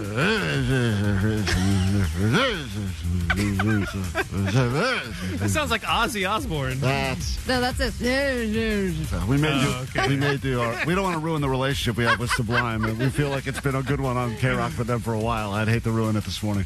Hey, Melly. Hi. You are caller 20. Woo! Thank you, guys. We're going to add your name to a standby boarding list. And if you travel to the Netherlands to see Sublime and Eric is greeting you at the airport, Allie, how would he greet Melly? Melly, you want All right. She's doing it, too. We got to do this game That's now. a fun impression to do. All right. Well, it was my favorite pitch. Get your impressions ready. That'll be coming up next hour. Hold on, Nelly. Thank you for the call. And we will give another spot away. In fact, Sublime is going to help us give the next spot away in less than an hour at 10 a.m. sharp right here on KROQ. Good morning. KROQ. Klein Alley Show. Mornings on K-Rock. Yeah! K-Rock. We're about to meet a couple that needs us to help them figure out if their relationship will stay together or break up forever with some petty claims court coming up in moments. You have jury duty. You can use that to your advantage. If you don't want to go to your job today, you need to get out of something, just go ahead and inform wherever you're heading right now that you have jury duty you forgot about, and that'll be with us. You're going to listen to these people battle it out over the airwaves of K-Rock, and then you will determine who's right, who's wrong, and a vote will decide who wins and who loses. And that's what it's all about in relationships, Allie. You got to keep score. Nope. I do that scorekeeping. It's about open communication and honesty. I have a new addiction that I'm not proud of. Is this the card? Are you over the ripping? You done? No, I'm still ripping. I'm still ripping a lot of packs of cards. Okay. A lot of ripping. You're just layering your addictions? I realized that that's thrilling, and now I've added to the thrill. I have just entered my 5th raffle to win a car. And I just, after... 5th? Yeah. Where are all these raffles happening? I don't know how. My name must Are you get... a raffle chaser? I think I'm... I think they must have sold my name to some sort of a sucker list, because these people seem to find me, and I'm like, oh, that is... Are these emails? Well, the first one was on Instagram, and it was the Peterson Museum from down the street. Was apparently auctioning off one of their cars, or not raffling off one of their cars, and you could buy a few tickets, and they always make it seem very... Like, for just $5, you can have 50 raffle tickets. And you go, I like those odds, Totally. And then who knows how many they really sell. And then I never even hear about it again. Like, I kind of forget that I got involved in the raffle. And then I'll get some sort of an email that'll say, like, congratulations to Tom from Simi Valley for winning the car. And thanks for everyone, some of your proceeds. Because I don't know the way raffles work. But I think if they work in some sort of a weird charity element. You're in radio and you don't know how raffles work?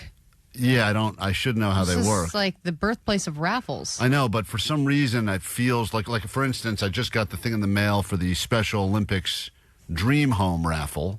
I've fallen for that one before. It's a Special Olympics home? No, the home is a regular home. I don't even know what a Special Olympics home would be, Allie. Explain what you think that is. A lot of ramps, I imagine. This is a nice home. Bars everywhere. Every year they send it out, but then you got to buy the tickets if you want to win the home. And those tickets are not cheap. I want to say they're like $75 or $100 per ticket. Yeah, I think I've entered for the Dream House raffle before, and it's expensive. Yeah, but it was like 10 years ago or something when I was like, I don't know, this is my only chance. It's the only chance of home ownership. I got to win a raffle. Isn't it usually the house in Ohio or something? Too, No. This one usually is like in Calabasas. Wow, okay. Like, I feel like sometimes They have local ones. Like they did ones in the Bay Area, and it was like a nice ass house. Yeah, the in, house like, is nice, and then if you win the house, you got to make a decision: do I want the house or do I want $1 million? That's your choice. And then you fall for house. that. Well, of course you think the house, but then you probably owe taxes on the house, and maybe the house is not where you want to actually live anyway. And you'd rather. But I've done this before too. This raffle gets me a lot because they bombard you with the stuff, and you see it, and you're like, man, How far down in value have you gotten to your raffling? Like, well, I've won zero. I've never won a raffle ever in my life. I know. What's the saddest raffle that you've put your name into? Well, I didn't realize the car that I just bought some tickets for the other day, which I thought was a new car. It said in very small letters under the picture of the new car, This is not actual size, not the car. It's a Hot Wheel. It said, "This is Look not." at this straight from the Peterson Automotive Museum. This- Matchbox car. It said, "This is not the actual car you would win." And then when you read all the stuff after I'd already bought the tickets, it's a used car that already has like 65,000 miles on it.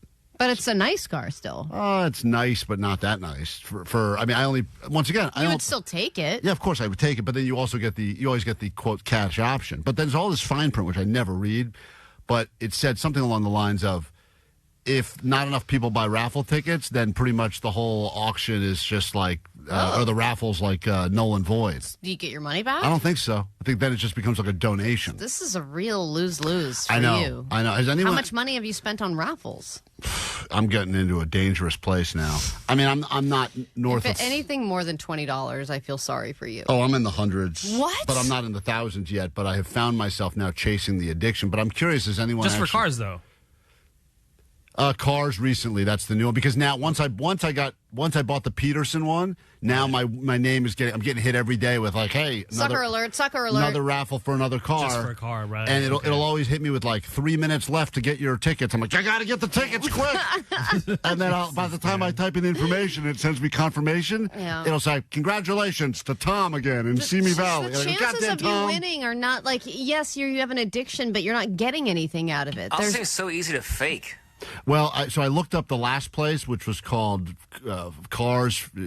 It's like got a weird name, like Cars for Charity, Charity Cars. Winning real. And it got a rating of like 10% on the credibility score. And then that is terrible. So I think I may be getting scammed in the most Not recent maybe, one. you are. Has anyone? But they have a picture of the winner, and they're always smiling, holding keys.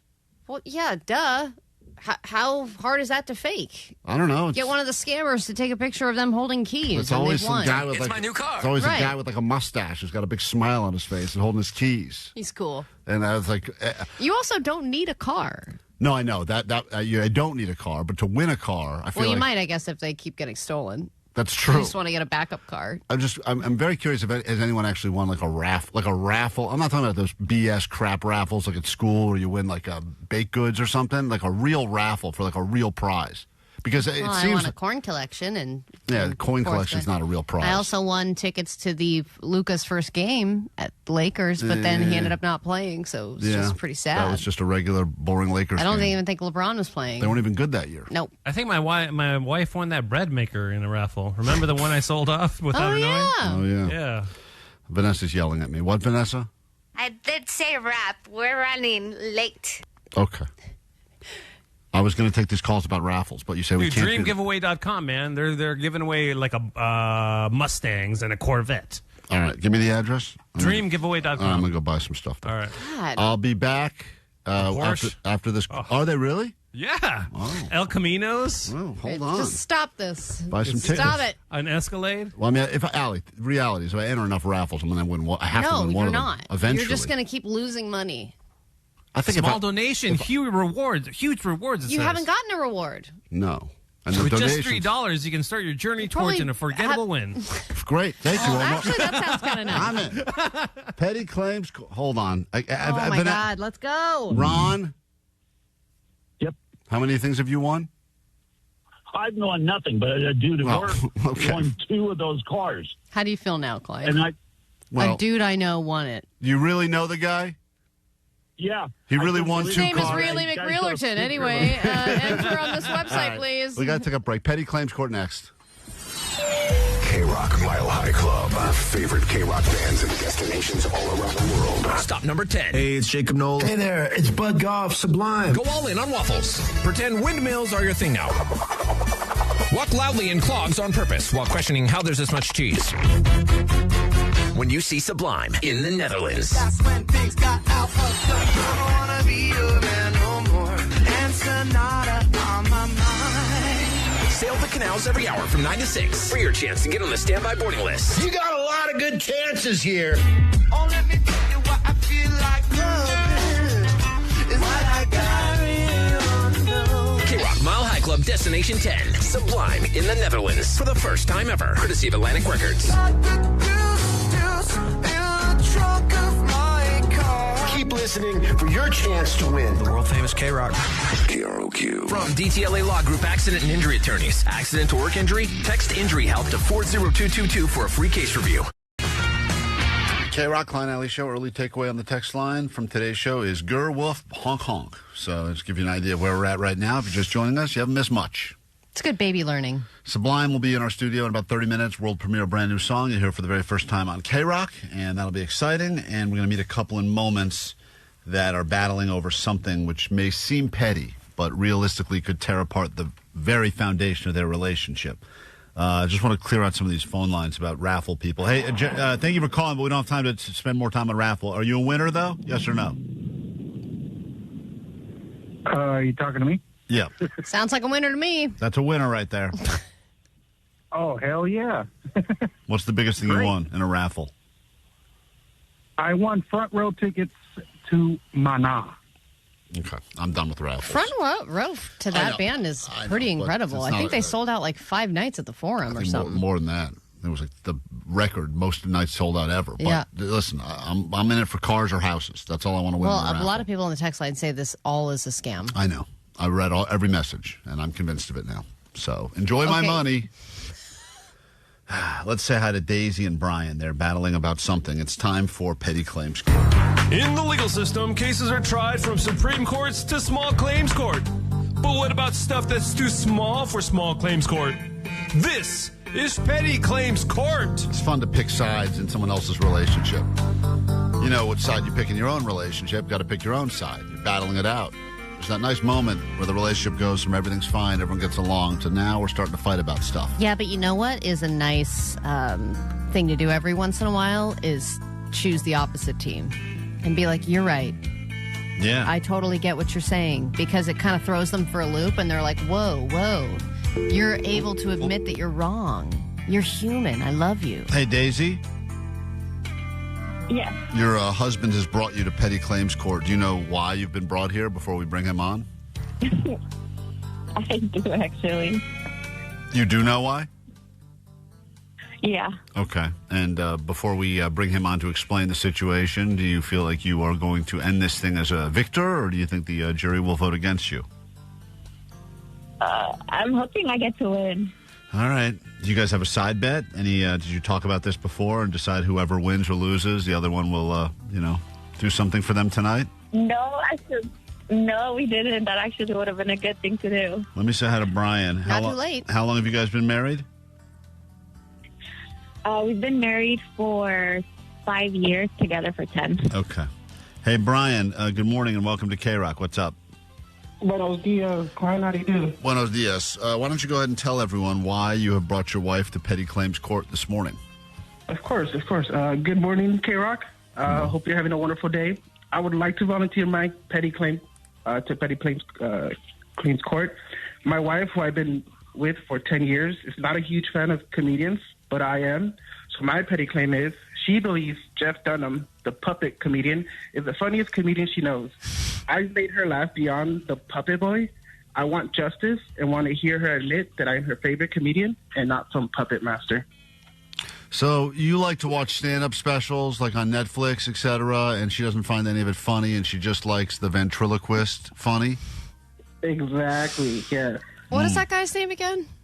Jeff Dunham. Jeff Dunham. And he has like, he's the guy that has like a couple puppets at once, right? And they all like fight with each other. Yeah, he's got a lot of stuff with puppets. Yeah. I mean, I think people argue over like what is the hierarchy of comedy and like where puppets and prop comedy fall in the mix of it all. It's not respected. Not really respected, although Jeff Dunham is good at that thing, but he's I guess in the upper echelon of puppet comics. Do you not find ventriloquism or puppet comedy, as you call it, funny at all, Brian?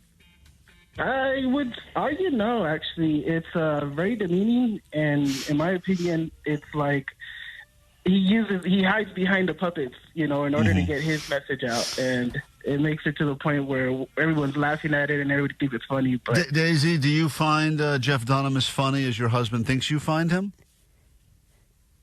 Yeah, I do. I think he's really funny, and I would say the opposite of because of the fact that he can hide behind the puppets is what makes his comedy even funnier. And Brian, that's a character I'm working on. That's funny. Brian, just so we have an idea of your comedic taste, who is your favorite comedian? I'm glad you asked, Ms. Ali. I find kind of like old comedians funny, like Lavelle Crawford, Dave Chappelle, Ralphie May. Anybody kind of new, like Felipe Esparza. My favorite comedians is like Bernie Mac, Ron White, Daniel Tosh, Red Fox. These guys got a good list. He's all over the map. Yeah, he's got a good list, though. Some a lot classics. of different types of... Yeah. No, women. But... Yeah. Well, that's even stronger list, Allie. Happy Women's Month. Mentions would be like Muhammad Ali, Gallagher, and then my favorite comedian... Gallagher? Well, hold on. Now you're saying the name. Hold on. You just made fun. You just made fun of your wife for being a fan of prop comedy, and now you're bringing onto your list of the greats the guy who smashes watermelon? Towards that is because of the fact that at least his comedy is a little bit more funnier. I mean, that would make the argument that that's a better toss than Jeff Dunham. Yeah, listen, it's an interesting argument. The text line's already all fired up about this, and there's a lot of hate coming through for puppet comics in general. But comedy is subjective. And just follow up, Daisy, do you have a favorite character of Jeff Dunham's that you're a super fan of? Is there one of his puppets that you like more than the others? Oh, damn, that's actually a hard one. I would say maybe Walter is my favorite. And what would that sound like? I can't believe you know the names. What would Walter sound like, according to you? I'm sorry? Did you do an impression of Walter? Oh. So we literally just saw a special where he had said that he wanted to work at Walmart, right? And his whole line was going to be, hi, welcome to Walmart. Get shit and get out. Oh, okay. Get your ass and get out. All right. Well, it's very funny. But I do, for the most part, know all of the puppets that he has by name. Well, I'm sure Jeff is very appreciative of your dedication to his comedy. Jake, as our resident professional comedian on the show, which is hard for me to say with a straight face, do you find the comedy of Jeff Dunham funny? No, he's like generally hated. Right. Okay. All right. Well, we can turn this into but Daisy likes him. A jury in a moment. And Brian, you claimed during your argument to your wife that you don't think she's got good taste in comedy. And I think that this is... Regardless of this Jeff Dunham argument, I think that when a couple sits down together and you say, let's watch a stand-up special on Netflix or whatever, it's very hard to find, even I found this with my wife, like we'll watch some people like Tom Papa that we both find funny.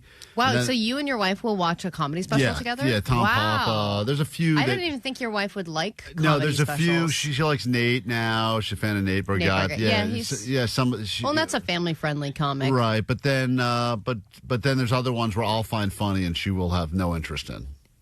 Like, that doesn't hurt, Klein. It hurts. Yeah, it hurts. And I tell her she's wrong. I say, you don't get... but I understand this is an argument that happens in relationships. Having a different sense of humor is, and you think about dating profiles. I want someone with a sense of humor. It's always like one of the number one things people are looking for when they really just mean I want someone attractive. Just watched the new Mark Norman one on Netflix. Very funny. We both enjoyed that one. But I get it. All right. Well, let's get to it. Final 10 seconds closing arguments, and then the jury will vote. Daisy, you've been brought to trial for not having good taste in comedy because you believe that Jeff Dunham is the funniest comedian. What would you like to say to defend yourself and get the jury on your side?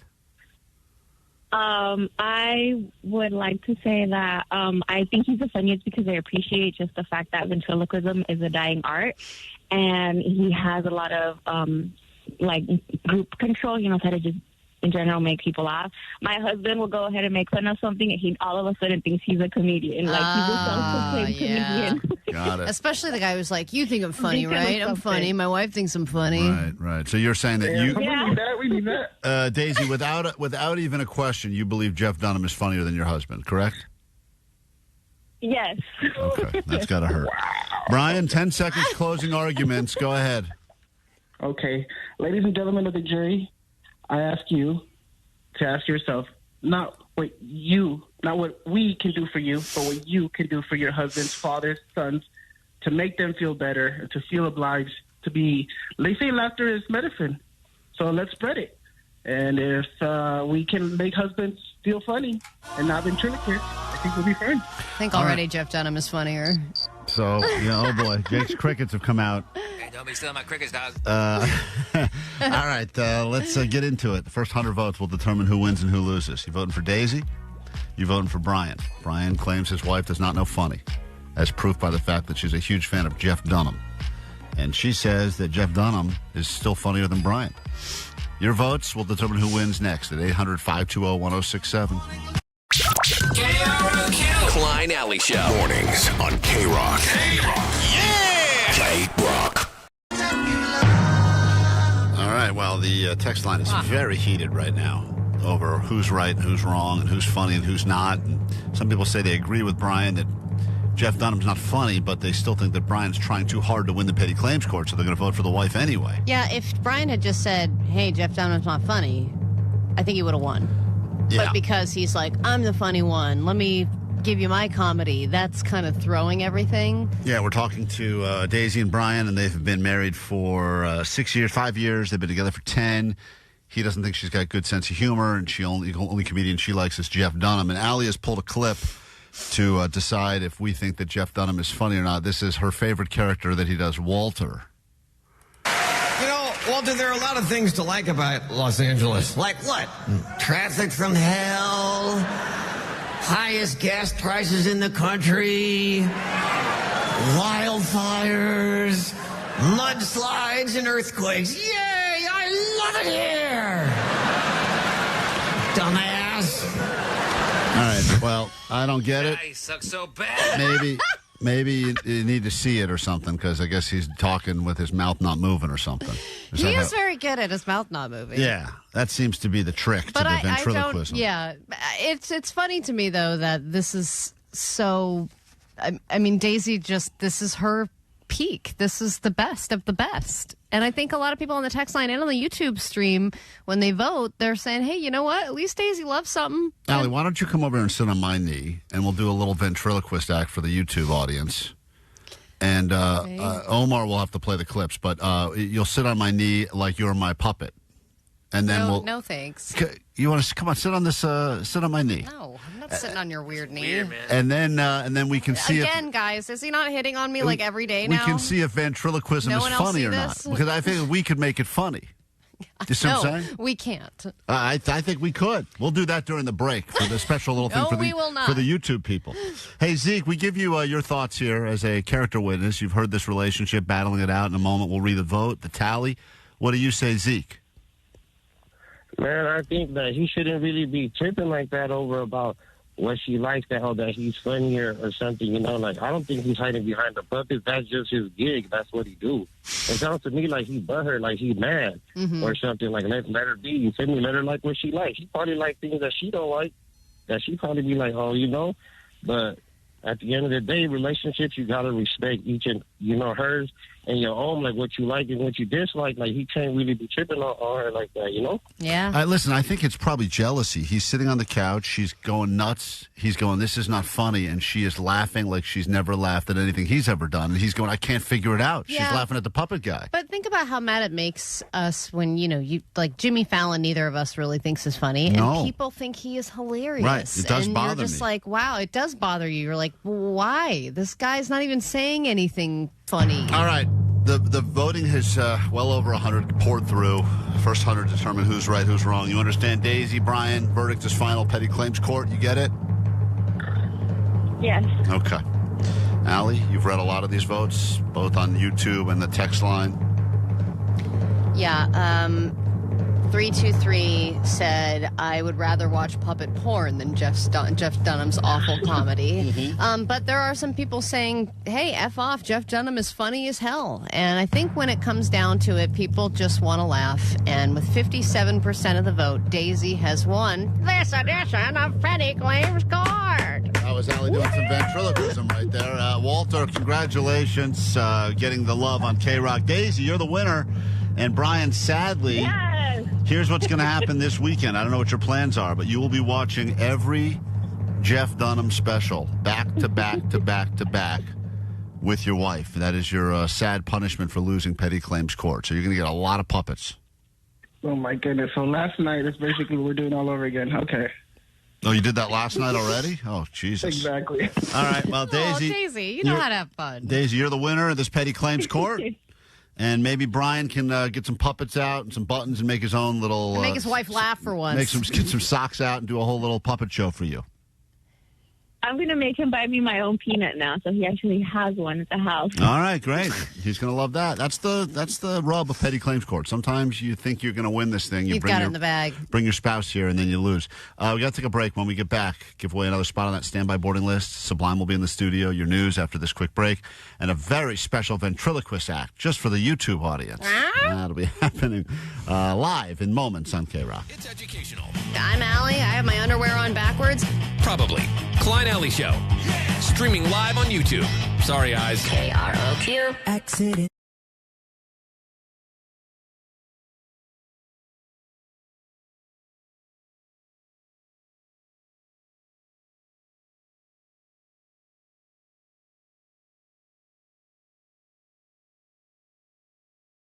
Morning, it's K-Rock. We're Klein Alley Show. Get a check at what's going on in the world with the A.D.D. news. But first, breaking news on the GOAT line about someone that has accomplished something that only Allie would possibly care about. Yeah, hello, Allie. Hey, how's it going? I just want to give you my Odo accomplishment. I have 12854.7 MI.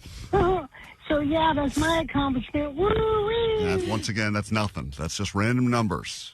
Not an accomplishment at all, but Allie figures out a way to make everyone's Odo, no matter what your odometer says right now, Allie's impressed by it. I am impressed by it because you know what? It's something that people don't really think about. You're just driving along, sitting in traffic, and then think about all that your car is accomplishing for you. Right. It's doing something, and you're doing something by getting it there. I just want to say, who gives a crap? I'm with that person, 100%. They're saying exactly what we're all thinking right now. But if you have an Odo accomplishment during the show today, please make sure to immediately send it to Allie. On the way home, I think I'm going to hit 155155. No. Now your news. Grab your Adderall. It's time for A.D.D. News.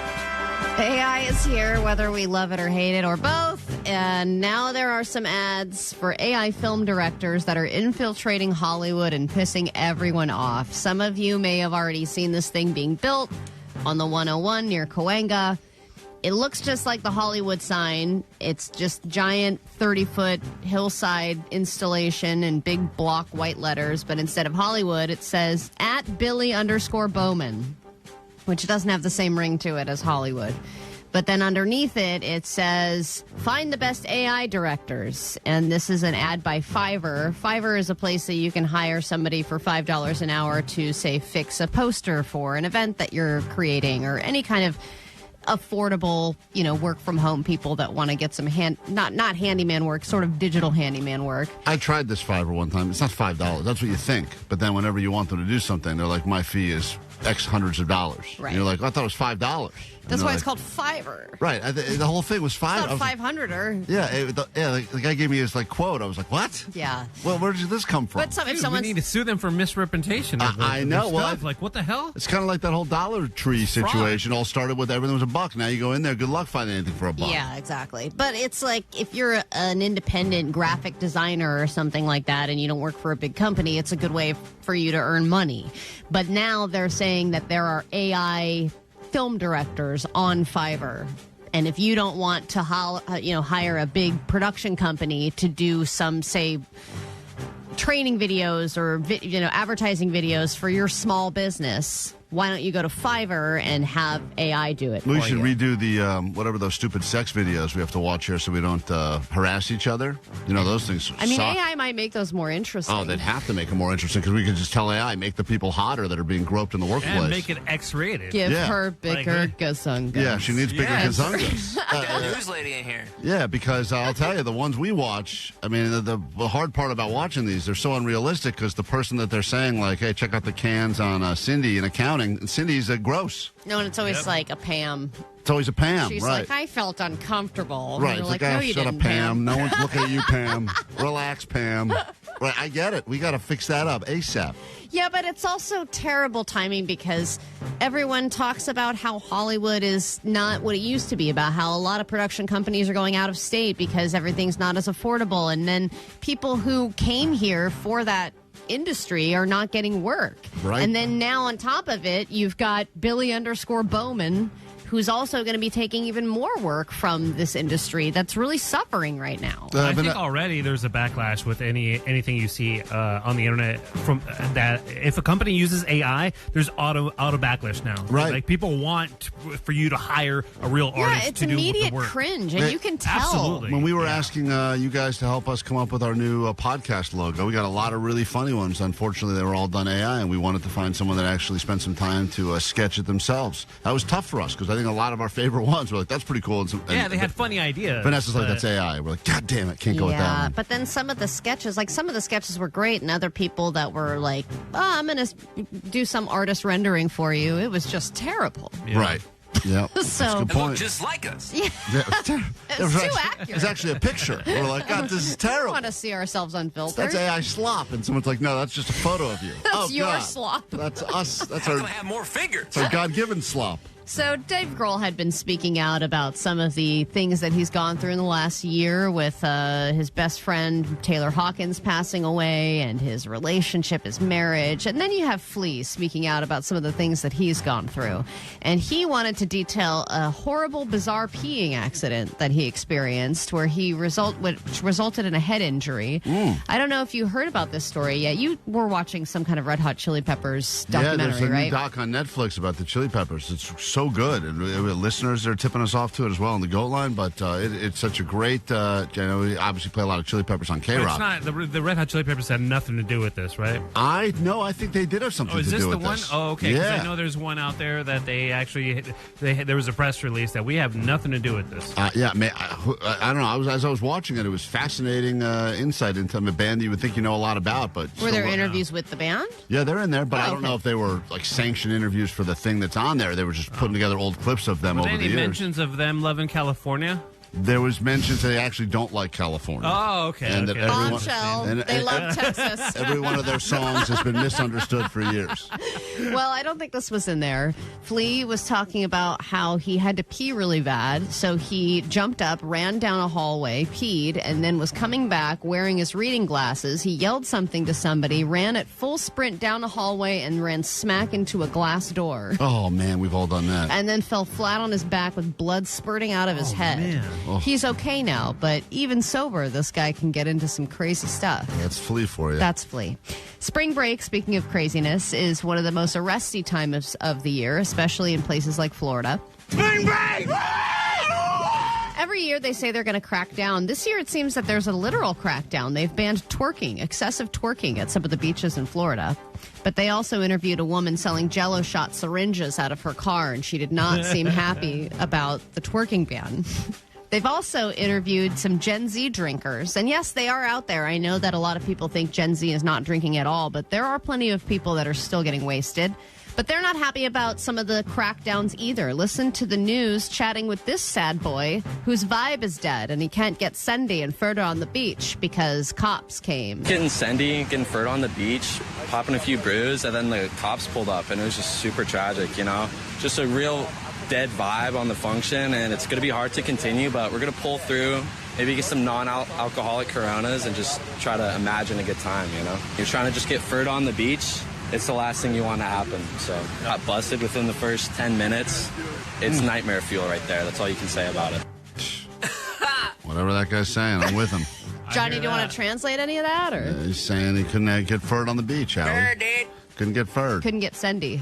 Couldn't get Cindy. Well, there you have it. What a bummer. Well, there you have it. Whatever that was. Yeah, that guy's not getting the Timberlake life. No, he's got a dead vibe.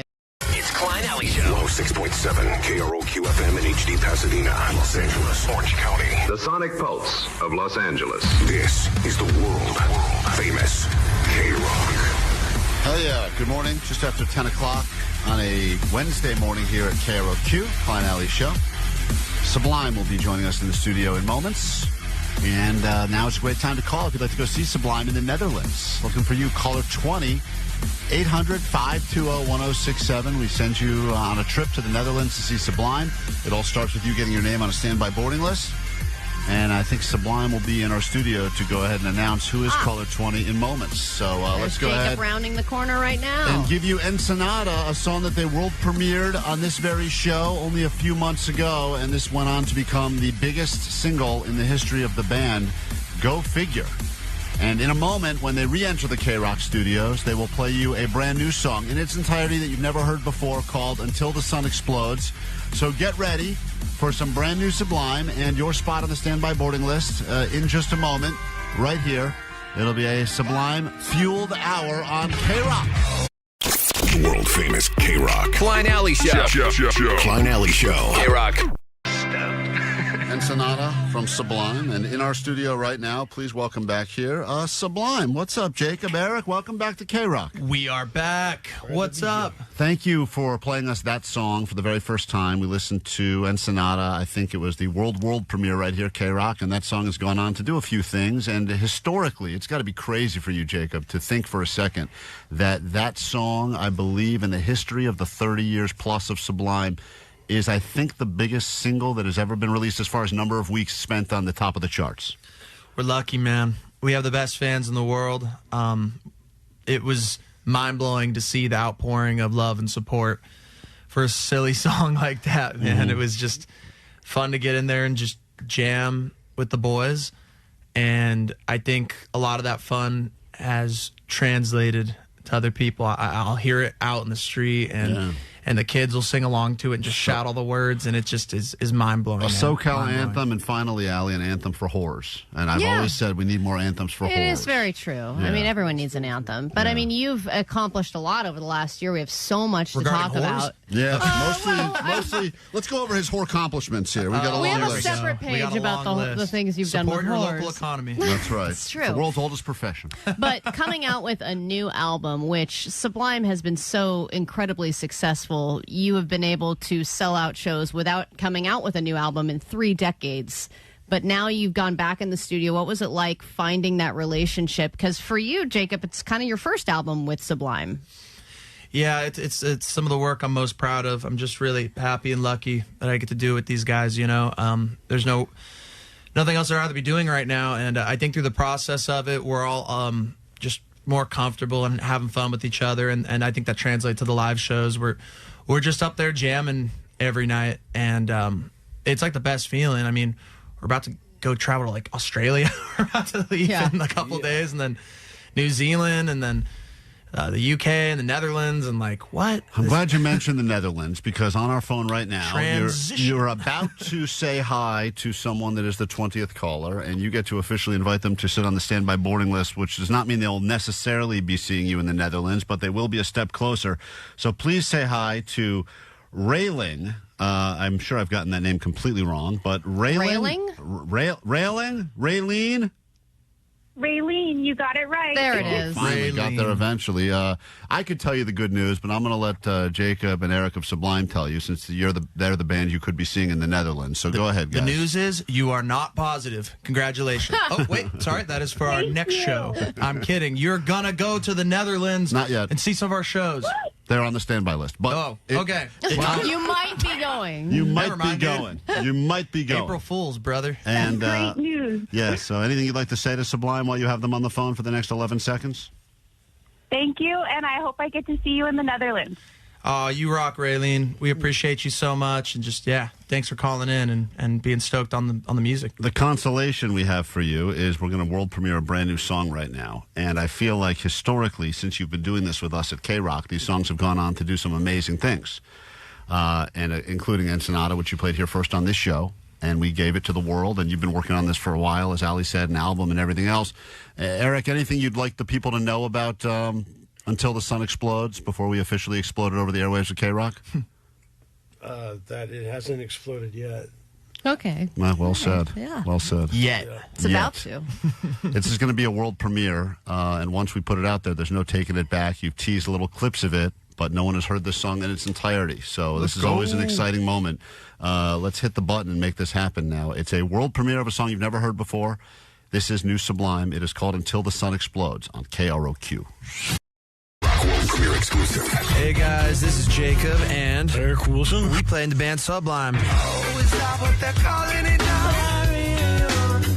You feel it when the dance gets hot. Sublime, Until the Sun Explodes. LANOC's 106.7 KROQ, the world famous K-Rock. World premiere exclusive. KROQ. Klein Alley Show. Mornings on K-Rock. K-Rock. World premiere on K-Rock, Until the Sun Explodes. That is Sublime in our studio right now. Sublime, don't believe us? You can watch us as we're streaming live on YouTube. Unbelievable. You've done it again. The text line overwhelmingly supportive of this, saying, God damn, you've done it again. Another banger, another summer anthem. Sublime, well done. First time on the radio. First time the public has gotten a chance to consume that song in its entirety. How does it feel right now, Jacob? Oh, man, I'm totally stunned, man. This is a really special moment, and thank you for sharing this with us and allowing us in here all these times, man. It's super cool. What about this song in particular? Is it about anyone specific? And how did this song specifically come together? It's about my cat, Creature. You passed away last year. Yeah, last year, right? Yeah, it's not really about him, but it's a tribute. Once you say it's a tribute, all of a sudden people... Yeah, it's about everybody, I think everybody's got somebody out there they wish was still around, and I think you ever had that spooky moment where you're thinking about someone and a significant song pops up on the radio for you? Maybe on K-Rock. Yeah. Let's hope so. And that's happened to all of us a lot, and it's been some things I've been wanting to say for a while, so obviously there's a lot of, I owe my dad my life, man, and I owe all the people listening to these songs my life, literally my entire everything about it. I wouldn't be here without that, so it's good to acknowledge that every now and again. I think that since you have taken over as the front man of Sublime, your father's band, I think that there was a bullseye on you for a while, and people maybe wanted to be able to hate on what you did because they say this was your dad's songs, your dad's legacy.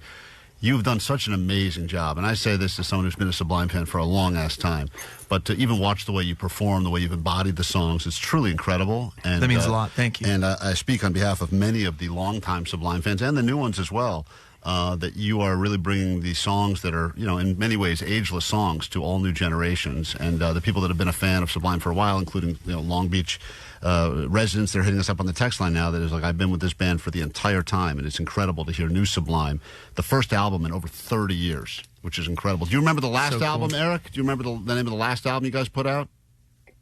Do I remember it? Yeah. Yeah. Making it, the name, anything about it? Anything about it? 30 years. 30 years. Who can remember that far? That was like a bittersweet time for us because his dad had passed away like 2 weeks after we finished it. So yeah.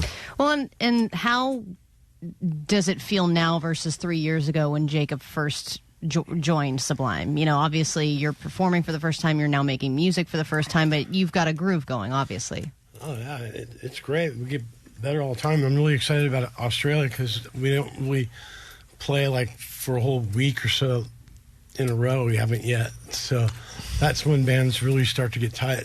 I agree. Question, because our listeners remind us about this, but I think the last time you were here, we played you this clip, and you said you wanted to include this sample in your next album, or at least in a future Sublime song. And just to remind you, this was a little thing we do called Do You Know the Band on Your Shirt, where Jake was asking someone wearing a Sublime shirt questions about your band, because they should be a fan if they're wearing your shirt, and this is what they told us. I don't practice Santeria.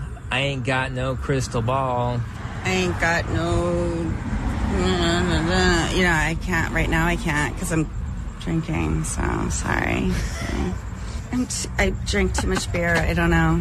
This is so embarrassing. And you said you loved that clip of that woman saying, I drank too much beer. And you said that you were going to work this into, because you do a good job of sampling stuff. And I drink too much beer. I don't know. You love that clip. That was your favorite clip. Did that make it onto the new album in any way? No, it didn't. I forgot to use it, but it's not too late. Okay, all right. Well, maybe for the additional... Yeah, it hasn't officially come out yet. The director's cut. Yeah, you have till June. We got to toss that to Dougie. That's one of those little things he could just throw in the Yeah, just layer it in. Between songs. I know you liked the part where she said she drank too much, but I actually like this part. Drinking, so sorry.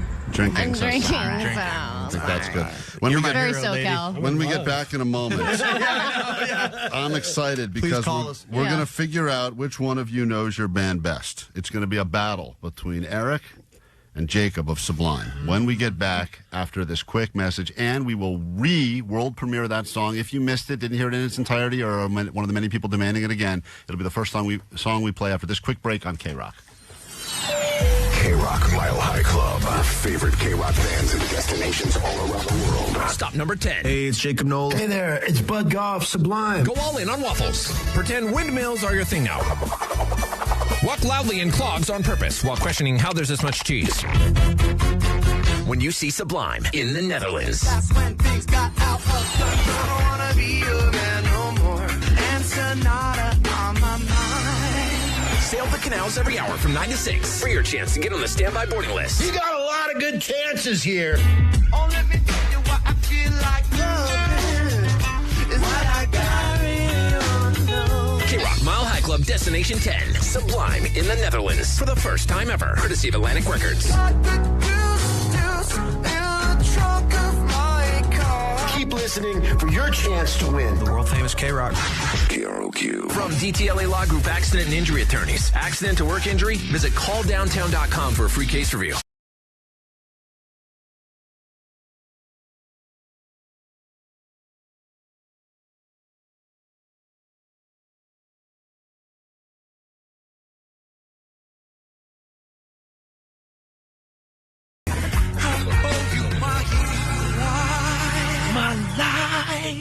Until the Sun Explodes, world premiere on K-Rock. Sublime is responsible for the song, responsible for being in our studio right now. Don't believe us? You can check out what's happening on YouTube. And the instant feedback for the song is certified banger. Melissa on K-Rock, thoughts on the new Sublime song? Dude, that song was totally awesome, man. Like, it took me just back to the first breath of me, or my ears, hearing Sublime. This makes me feel like just so excited about, like, this band is still kicking, and I'm still kicking, and I feel like this is going to be the newest song for all millennials, especially since we're a little bit older, especially since I'm in the Dead Dads Club, too. It just made, like, all the memories of all the fun of all my life, and I'm so glad that you guys are sharing your gifts with us in the world. Keep making music. Even if we sing Santeria, like, 20 million times, this song is instant classic, instant gold, just amazing. I'm so glad I got to see you guys live in the K-Rock Acoustic Christmas. I think it was last year. And it feels like you guys are my best friends. And I feel like I can joke with you guys. And it's so great to hear you guys every day on the radio. Thanks, K-Rock, for playing them. And thanks, Allie and Klein, for having them on. Yeah. You rock, Melissa. Thank you, man. I hope every generation can see a little bit of themselves in all areas of this band, man. That's what's so special about our fans. We got like 5 different generations of fans, all like, this is our stuff, and it's a good feeling, man. And we are your friends, everyone out there. You guys are like our extended family. Even if we haven't met you, we have that connection now, man. We're all cousins and family in this thing. So thank you. There's a whole lot of Sublime in your future, and not just the trip we're giving away to go see them in the Netherlands, but of course the new album, where that song will be on, and that drops in June 12th, the first Sublime album in over 30 years. Yeah, but, summer's coming a little early.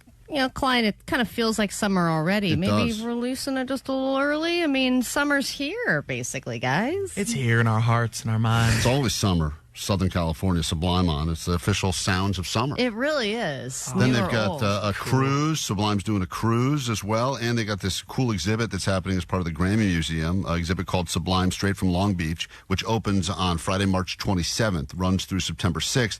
And you sent a bunch of stuff for this, right? This is stuff like a hat your dad wore in one of the music videos. I mean, you have stuff that only you had that the public has never seen before. Special stuff, man. Artifacts of significance to our lives and our family. So Was it this means a just lot. cleaning out the garage, or how'd you arrive on these items? Because there's like handwritten lyrics, and Klein mentioned the bucket hat. Like, how did you dig through and find all that stuff? I mean, it was more of a what stuff don't we include, you know?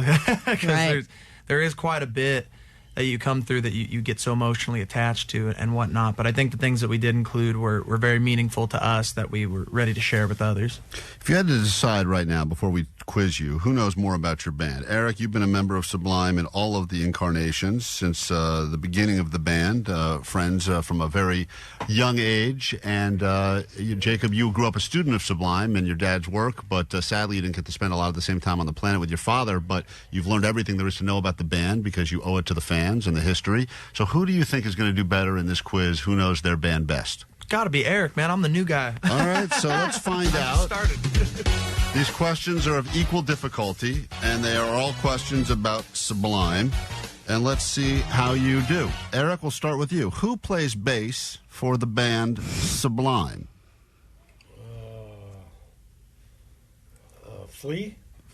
Flea That's is 1 point for me. Didn't know it was possible to get that wrong. Is not right. The answer is you. Oh, that's right, Yeah. All right. So you're not off to a good start. What was the name of the dog in the Sublime video for What I Got? This is a question for you, For Jay. me? Yes. I don't know, Lou Dog? Lou Dog is correct. Okay, I that was thought it was supposed like to be more difficult. I but thought it was Lou, a curveball. Like, It was also Flea. Also Flea. That is correct. So now it is you're up by 1. I didn't think Eric could possibly lose this. Eric, according to Sublime, how many ounces is it to freedom? 40. 40. That is a correct answer. There you go. You're on the board, which I didn't know would happen. So now we We're go neck and neck right now we go to you, Jacob. According to YouTube, this is exactly how many video views to the exact number This is impossible. that Smoke Two Joints has from the official video uploaded on YouTube. That's an easy question, Klein. You gotta start making these questions hard. That would be 420 million. 420 million is my final great answer. guess. That's you're a little high. It was 7.3 million. Oh, well. But then That there's a doesn't make bunch any of sense. other ones that In have stoner years, it's much more. right. Well, you got to tally up all the illegally uploaded videos. That's and true, once you get to that, Jacob. you're in the 400s of millions. Now, this is the final question, and Eric, you need this one, okay? What radio station is Sublime on right now? K-Rock? That is correct. Oh. Eric gets the point. I got to come back. This is Jacob, you need this one. This will be for the win, I think. You are Sublime proudly from Long Beach. What is the current exact population of the residents of Long Beach? Oh, my goodness. That's easy. It's more than 10. More than 10, yes, that is right. Good process of elimination Okay. there. I'm going to go with 500 million. Oh, that's way too high. The airport's so That's too small. high? It's more views. That's than too the- high. 451,307 people currently is the count of Long Beach. And we went and did that yesterday just for this dumb bit. Yeah, we counted So each it's and every worth it. one of them. Every person. Josh, I'm going to let you say something to Sublime before we listen to some more of their music. Go ahead, Josh. Hi. How's it going? Shout out Sunbird Records. Shout out Refunds. Yeah, Shout out to Jacob, you know. Heck yeah. So I was out at the show, Huntington Beach. You guys freaking rock, man. I can't wait to see what you guys keep doing. Well, they got a lot of stuff coming up. A lot of shows coming up. They're putting on their own festival, their own cruise. It's just nonstop Sublime, right? Shout out to the Sunburnt crew, man. 8 Ball, Reefas, Nice and Swell, bunch more. Many, many more to come, man. We got an awesome year. Come on out to these the Me Gusta Sublime Fest, man. It's gonna be a lot of fun. A lot of surprises. All the info that we just shared with you, we'll put up on our socials. Of course, you can follow all things Sublime, and congrats on the new album. We're very excited for everything in the future for Sublime and K-Rock. And before we get out of here, we wrap up every chat with just 2 epic questions. Whenever you're ready, Ali, to get us into 2 epic questions with Sublime. Two epic questions. It's very difficult question. I know we've been grilling you all morning. Like a Salisbury steak. Describe what makes the perfect taco. San Diego. Just San Diego in general. San Diego's the answer. What is in the perfect taco?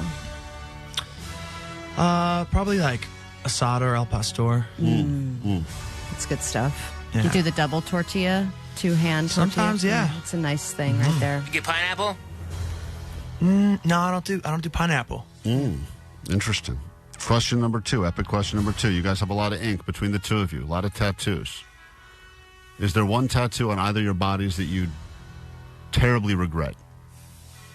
Not yet. Yeah, me too. No way, man. No way. regret. Absolutely not. Wow. Man, I have 2, and I regret half of them. Allie's regrets one of her 2 tattoos. It's terrible. I would argue both are regrettable. Well, this one's all right, but the one on my stomach was just a bad choice after I got pregnant. I was like, this is going to be a mess. Sublime, Jacob, Eric, you guys are always welcome here, as you know. Thanks for stopping by to hang with us and play us some new music. Hey, I just want to say this has been really fun. Thank you for all the support to both you guys, to all of K-Rock. You know, as someone who grew up as just a bunch of you kids out there listening right now, that was me, man, in the car with my mom, listening all throughout growing up in my life. So to get to be some small part of this weird rock thing is just a dream come true. I'm living in total bliss. So this next single and this next record's all for you guys. We're going to be doing this till the sun explodes. We love you. We will bring this full circle right now with a song that was released almost exactly 30 years ago on an album that came out July 30th. And on this July 30th, it will be the 30th anniversary of self-titled Sublime. Thanks, guys. Always welcome here on KROQ. KROQ. Klein Alley Show. Mornings on K-Rock. Yeah! K-Rock. That'll pretty much do it for us, so we'll get the hell out of here. Do some takeaways from today's show. And then tomorrow, we will be back with more Sublime stuff. Are we allowed to announce who we're going to have on tomorrow, or is that like top secret, Vanessa? Oh, she's out doing liners with the band. Oh, really? She's not here right now. Well, I'm So sure then Johnny. can we just say it Johnny then? will not have the right answer. I don't know. That's like a weird rule. I say saw. don't do it yet. Don't do it. Why? All right, go ahead. Thanks, Johnny. What a great interim producer. Great crack staff over there. Duh. We can mention who's coming by tomorrow. Oh, that's cool. Weezer will be joining us tomorrow on the show, and I would imagine Rivers and Brian, I believe, is going to be hanging out with Yeah, us. so the cavalcade of great musicians continues. How do we follow up Sublime? With Weezer, and that'll be tomorrow, joining us on K-Rock. Busy All right. week. Oh, we can't say it. I just got the word. Forget what we just said. Forget everything I just said. That was a joke. That's what we call sarcasm in the business. Oh, yeah, do not mention until Thursday. Okay. Well, anyway, Thursday, Weezer's on with us. Forget you heard it.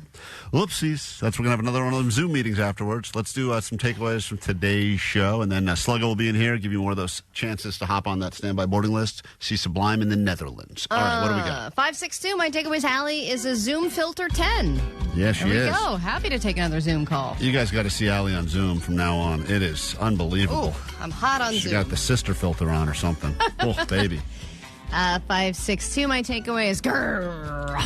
Yeah, if you missed it, we were all barking on the show today. If you don't know why, check out the complete show, available podcast, and you'll understand with the return of Bet Your Fet why we were all barking at a woman who called.